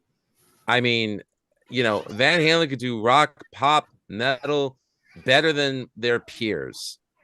And I would have to say that this is my number 5 of the original 6-pack. But again, I still love it. I don't think there's anything bad about this album. And again, it's just because I love Fair Warning that much more because of what it means to me. But this is again another perfect home run out of the ballpark for the boys. Mm-hmm. I was gonna say something. I don't remember what it is. Doesn't matter. Go ahead, Ralph. I'll think of it later. All right. I discovered Van Halen in 1978, right? I was into Van Halen 2 when it came out. I was into Women and Children First when it came out. I was into Fair Warning when it came out. I was into Diver Down when it came out. In 1984 when it came out. Therefore, my opinion is the only right one here. Because listen to you people talk about 1984 is like you guys listen to some guy fucking like 10 years younger than you telling you how Limp Bizkit's awesome. Now here's my point. Whole thing. This is a great album. It's just not as great as everything before it. I would only put one song on this album up against anything from the past. Because I think every song from the past is better than every song on 1984. But I'm not really bashing it because I love the album. The only thing I don't like on it is what Lou said. I don't like the beginning of it. I don't. It's horrible. I love Jump. Always loved it. And to me, the reason Jump is so awesome is because of David Lee Roth. Because of his vocals, because of his vocal structure and the lyrics. Can't you see me here standing? Dude, and he sounds amazing. It's fucking Jump. It's awesome. Panama, all right. I'll admit I'm wrong here. This one I'm wrong. But this is my least favorite song on the album. I know I'm wrong. To you imbeciles. Not to me, though. I'm burnt out as hell on this song. And I'm telling you, 1984 is the song I don't like from Van Halen. Then I would put Panama. Not that I don't like Panama, but every single song Van Halen did that didn't say 1984 or Panama that's in the 6-pack is better. Big Bad Bill is better. Even Growth at the end of fucking In a Simple Rhyme is better. I don't care for it, to tell you the truth. But I don't think it sucks. It's not a Vangina song. All right, so Top Jimmy's awesome. That song, but it's not like old Van Halen. It's doing its own thing. It's them reinventing the wheel a bit because Van Halen wasn't reinventing no wheel all the way up to Diver Down. It was still Van Halen. That one is kind of different musically. Same thing with Drop Dead Legs. Awesome song. Hot for Teacher is the best damn song on the album. It's the one that I would put against a lot of songs. nice. It's the only song on 1984 that sounds like real Van Halen. Like the real deal. Paul is laughing because he knows I'm right. He's laughing because Andy's got a cat behind him, and the tail keeps wagging all over the place. Looks like Andy's got a tail behind him. Continue. I'll Wait is a masterpiece. And it goes to show, people think I don't like Vangina because of the keyboards.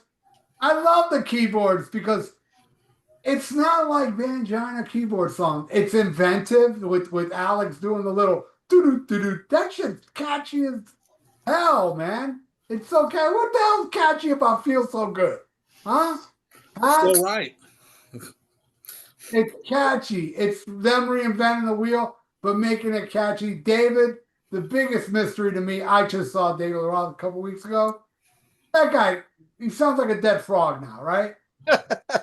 He's barely singing either. Every time that guy sings I Wait, he does it perfect. And that's like the difficult song to sing. I don't get it. I don't get how he always does I'll Wait good live. It makes no sense. Give him Dance the Night Away, it's like a dead frog, you know? Yeah. I love I'll Wait. I love Girl Gone Bad. It's a good jammer. And of course, House of Pain. But I don't like how they buried David Lee Roth. His vocals are too low on House of Pain. I hardly hear him. I like to hear Dave Moore raised up in the mix. That's my only complaint about it. It's no Van Halen 1, 2, Women, Children First, Fair Warning, or Diver Down. But it's 1984, and it's the last Van Halen album that's actually good. Because, sorry with excuse me, as much as I love A Different Kind of Truth, Michael Anthony's not there. I'm talking about real Van Halen. I love Wolfgang and Van Halen way more than Vangina and Sharon, believe it or not. Yeah, so 1984, it's a masterpiece. It is awesome, but I just don't feel it has the fire and grit and the spontaneous nature of the albums before it because Eddie built his studio now, and he's taking forever to make the album. Because if you think about it, Van Halen had an album every year. 78, 79, 80, 81, 82. What happened there? 83 wasn't done. It wasn't done until 84. A whole year it took for them to record that album. And it got a little too meticulous that it lost to me the spontaneous nature of old Van Halen. And I'm sorry, guys. I knew them since 78, so I'm sorry that I have the superior opinion. The one thing about the album that I don't understand is when guys like Eddie Trunk, and I know I brought him up in the past because I just find his opinions to be quite banal and asinine, but his complaint with this album is the keyboards on it, and I'm like, dude, your best friend on the first three albums has keyboards on it, like. What? I don't have a cat behind me, Paul. What's so funny? He'll praise those albums, but then he'll be like, Van Halen brought in keyboards. Eddie Trunk, I know you're not watching, but shut up. No, you're right, man. It's like fucking 1984 has 2 keyboard songs on it. Look, it's a known, Yeah, it's a known fact that Eddie Trunk has a hard on. Van Halen. He does. He even did a top 10 and he picked mostly old Van Halen. But he lied. He flat out lied about the 1984 tour. I have a bootleg of it. He said David Lee Roth's little sword skit was 5 minutes long. It wasn't even a minute. What's his name? Alex Van Halen did a 20-minute drum solo. It was 2 minutes long. Wow. He didn't mention once the long-ass, boring Michael Anthony solo because he talks to Mikey. They're good friends. because he's a bigger sycophant than Waylon Smithers on The Simpsons. That's a good point. He's a kiss ass. The guy's opinion is so irrelevant.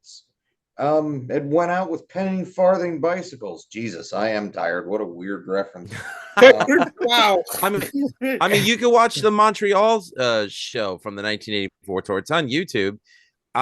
Probably one of the most exciting shows that any of those musicians ever played.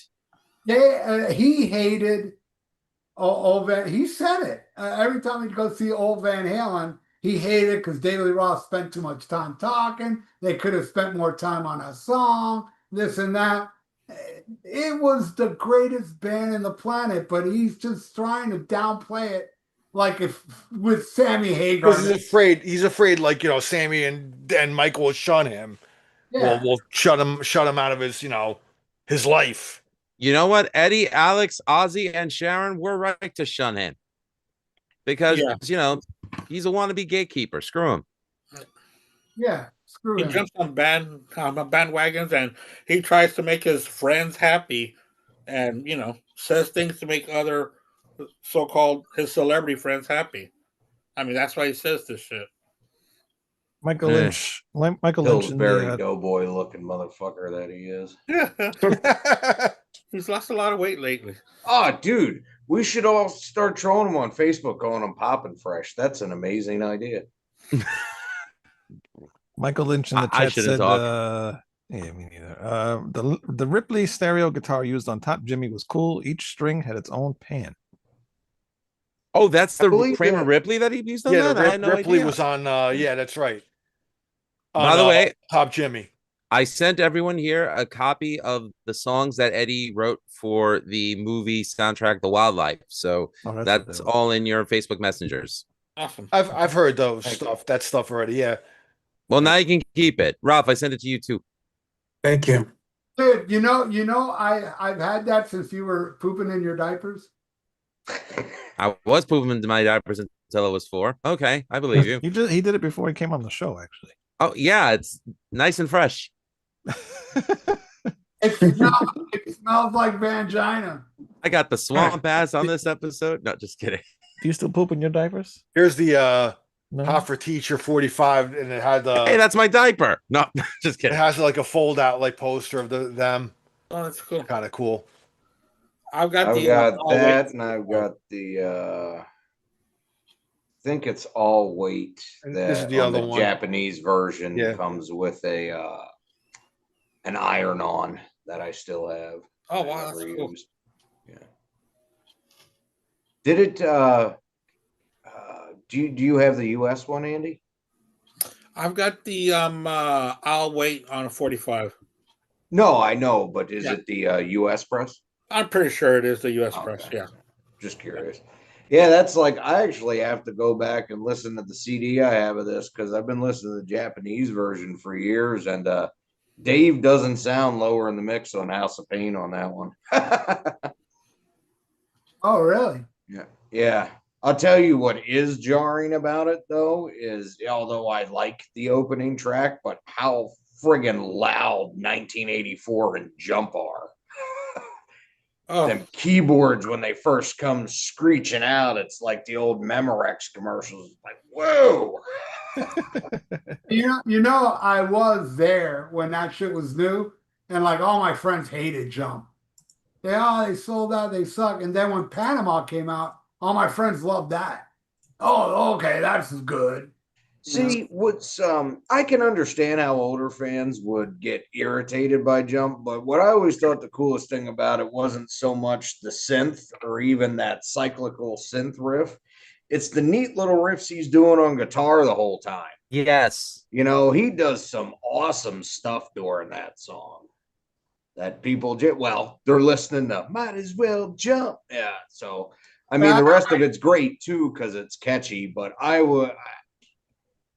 love all the original 6 and a different kind of truth, but while the whole picture, is really what means everything to me, Eddie was always the one I was listening to the closest because I was fascinated by his playing.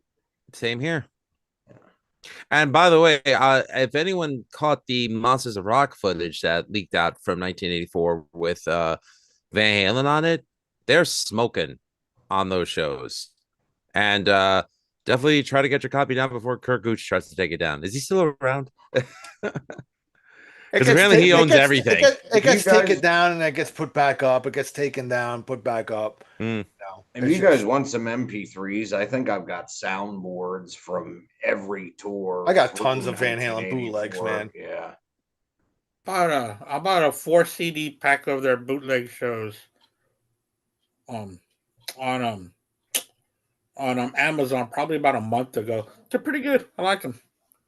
I was gonna go grab it, but I can't see it from here. Which reminds me, the one song I truly wish that they used to cover that they would have put on Diver Down, because I think it would have fit very well because it still had that Club Days feel to it. I wish they would have recorded when they would do In for the Kill by Budgie, man. Because they did a great fucking version of that tune. I gotta hear that. Oh, it's great. And I love their cover of Tomorrow's Dream from Van Halen from their club from Black Sabbath from their club days. However, it's obvious Dave's missing the mark on the lyrics, but who cares? It still sounds awesome. Yeah. I don't mind because they did a great job with it, but yeah, no, he did not have those lyrics correct. Definitely not. But you know, to speak as to Eddie Trunk's BS too, I mean, even back on those club shows I have, you know, he's always engaging with the audience, but it's not like it takes up a ton of time, and you can tell they're having fun with it. It's not MC Mr. Fake fun coming out. Yeah, woo. All right. I think he uses the same 4 fucking words for every song, every show. I mean, if he's basing everything on the Us Festival performance, again, we need to remind ourselves Dave and the guys were stoned off their asses. You know, for being that show. hammered, they did a great job. I really don't think it sounds all that bad. No, I agree with you, but I just think it's funny that everyone's like, oh, Van Halen were the worst band that night. This and that. Really? Then how come I'd rather watch their performance over every other band? Right, yeah. With the exception of maybe Triumph, because they killed their performance, and they were the only band smart enough to own the rights to their performance at the Us Festival, which is why they were able to release it. But I mean, I don't know. Just watching that live footage from Us Festival, Van Halen in front of 500,000 screaming freaks, you know, and you're gonna tell me that they couldn't pack a stadium and make it erupt? Oh yeah. Now for the Us Festival, is this the one? Is this the show where they had to fly David Lee Roth back for the Amazon? Because yes, have been there like for a month or two. That's the one. It's actually the other way around. They had to fly in from the Amazon. He was in the Amazon when they got the news, and he had to fly in. Okay. I don't know if he went back to the Amazon after the show, but I know he came from the Amazon straight to Us Festival. And I think he was kind of sick too when he came back. No, I don't think so. No, okay. I thought that he had to be treated for a malaria before he went on stage, is what I had read. Well, the Coke helped. Oh, Coke. Well, Coke helps all the time. Live in front of your naked steaming eyes. You're like, you know what? You're a nice guy. It's because I'm on cocaine. That backstage footage is the best, though, man. When they walking on Dave, like fucking banging the chick. All right. He's All like, right. "Oh!" All right. Hey, okay. That's enough. They actually. God damn it. Oh, I'm sorry, Wayne. Sorry, Paul. They showed that on the screen live as it happened. Yeah. Festival crowd. All right. I think it's time for you to get out of here. Yeah, hell yeah. It's almost 3 o'clock. Yeah. Hop off, guys. He knows where the party's at. Yeah, Greg. Would you tell everybody? Did you have fun? Yeah. Oh, that's great. Would you like to come back again? Yeah. All right. Tell everybody. Thanks for coming on the show. Thanks for coming on the show. Good night, Paul, you're a great kid. Great to see you again. Okay. And tell everybody. Tell Great to everybody meet you, hit Paul. subscribe. Hit subscribe. And if they don't, you'll beat them up. Tell them. You'll do karate on them. If they don't, you'll curse at them. That's right. We'll say words you learned tonight. All right. You had fun and you'll come back? All right. Good. All right. Get the new Severed Angel album, severedangel.com or severedangel.bandcamp.com. Just buy it. Actually, no, it's not on either one of those because we're out of those. So go to roxrecords.com. Wow. But if you buy it from our Bandcamp, you do get the bonus track. You can get the on MP3 format. Yeah, you can get the MP3 versions or whatever. Or you can just go to streaming and just listen to it on there too. But buy the CD. Yeah.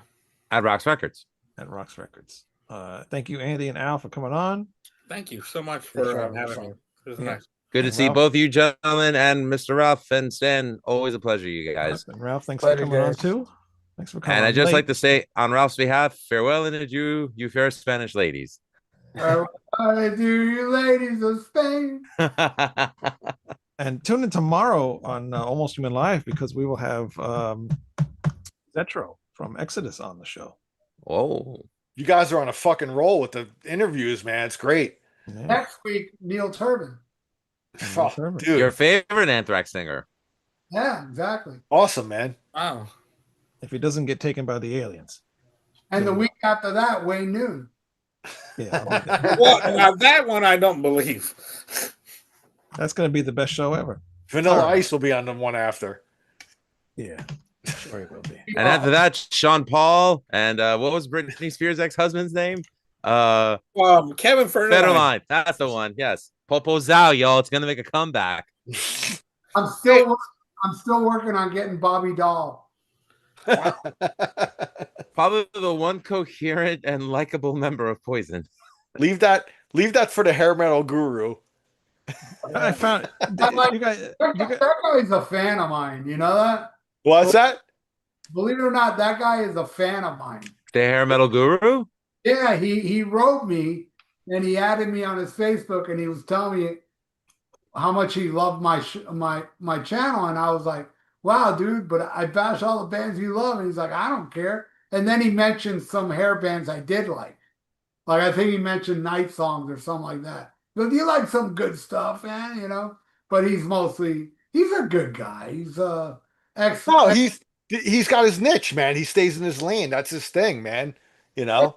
He was in the military, and you know he's a patriot. I gotta love that, you know. So He had Razor Fist on his show too, man. Yeah.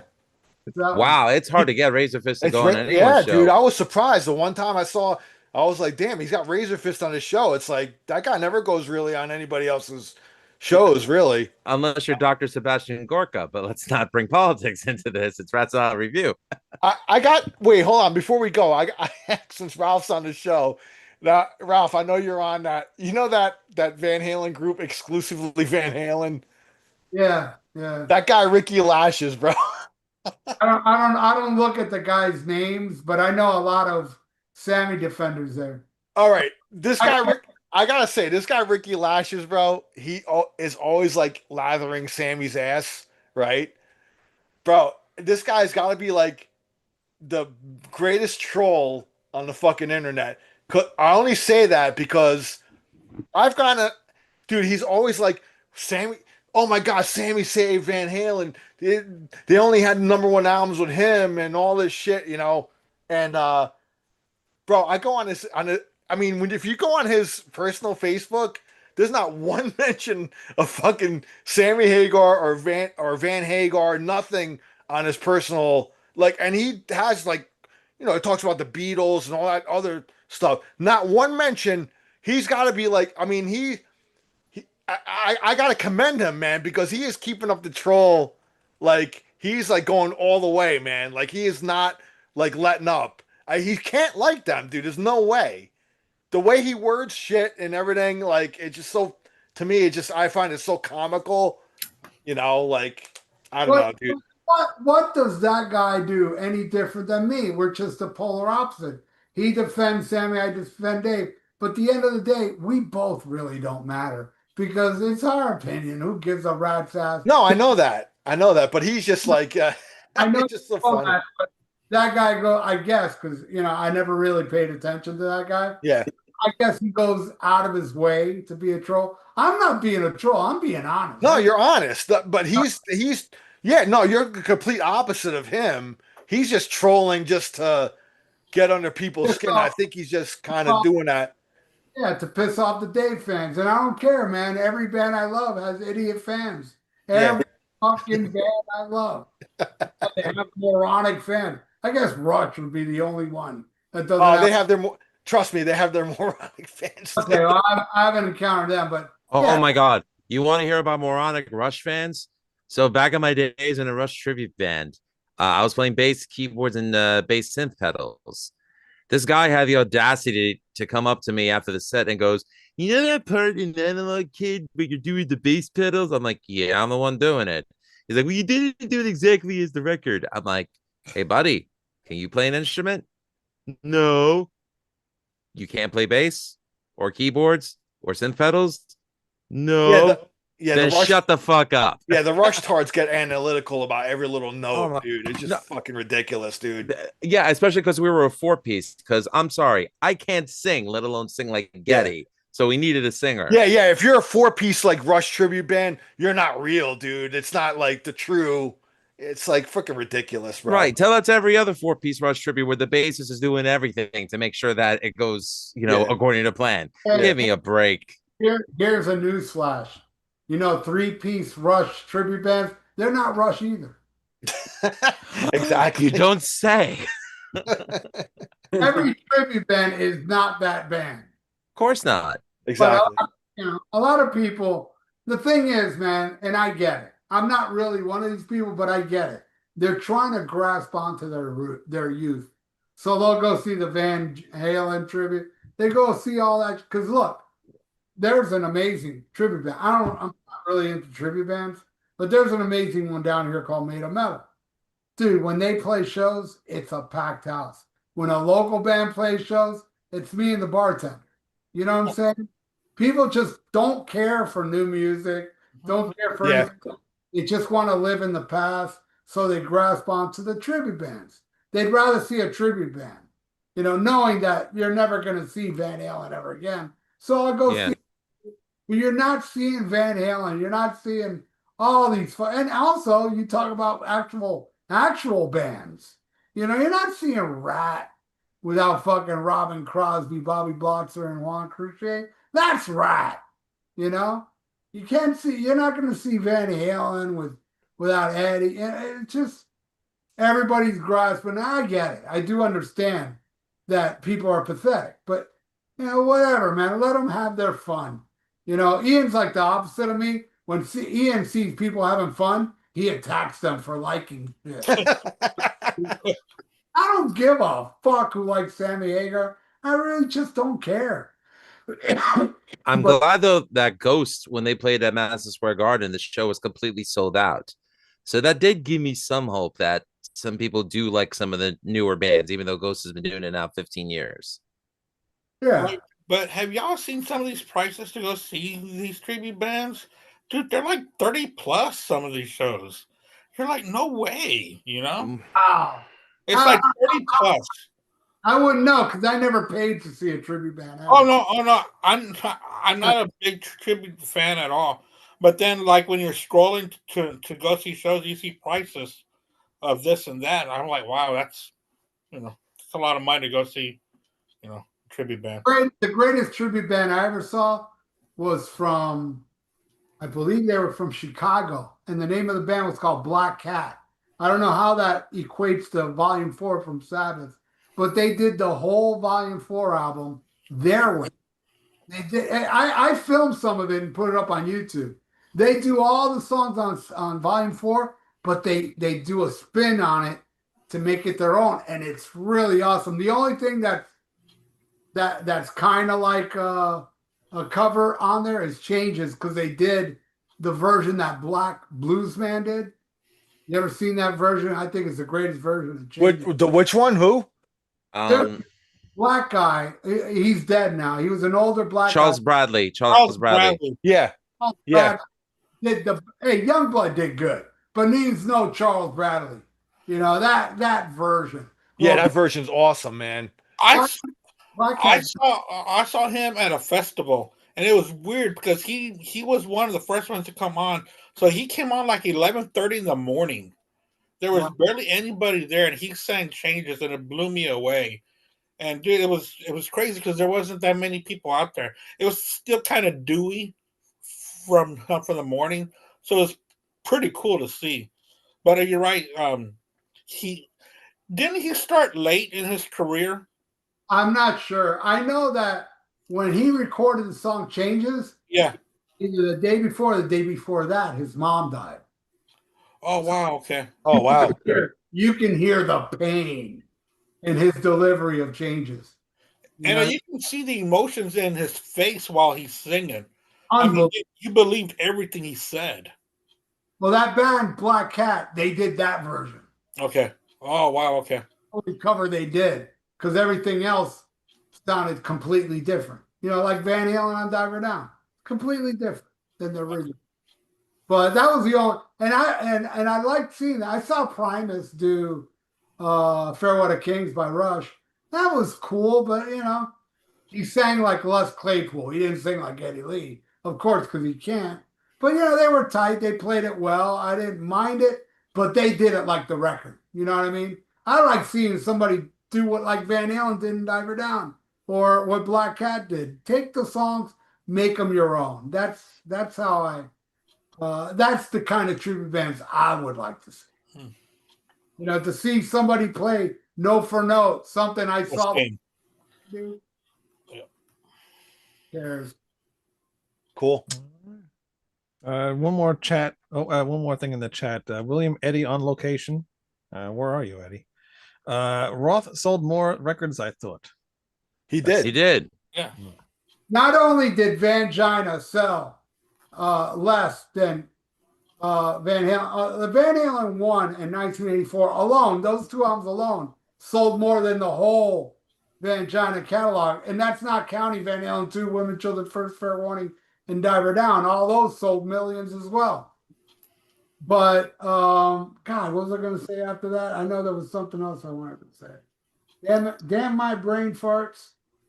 But oh yeah, not only did they sell more than Vangina, but Sammy Hagar, who has something like 20 plus solo albums, David Lee Roth sold more than all those albums combined with Eat 'Em and Smile, Crazy from the Heat, and Skyscraper, and Different Kind of Truth Went Cold. If you look at David's sales on those few albums compared to Sammy's 20, Dave still sold more. Not a lot of people talk about this shit, especially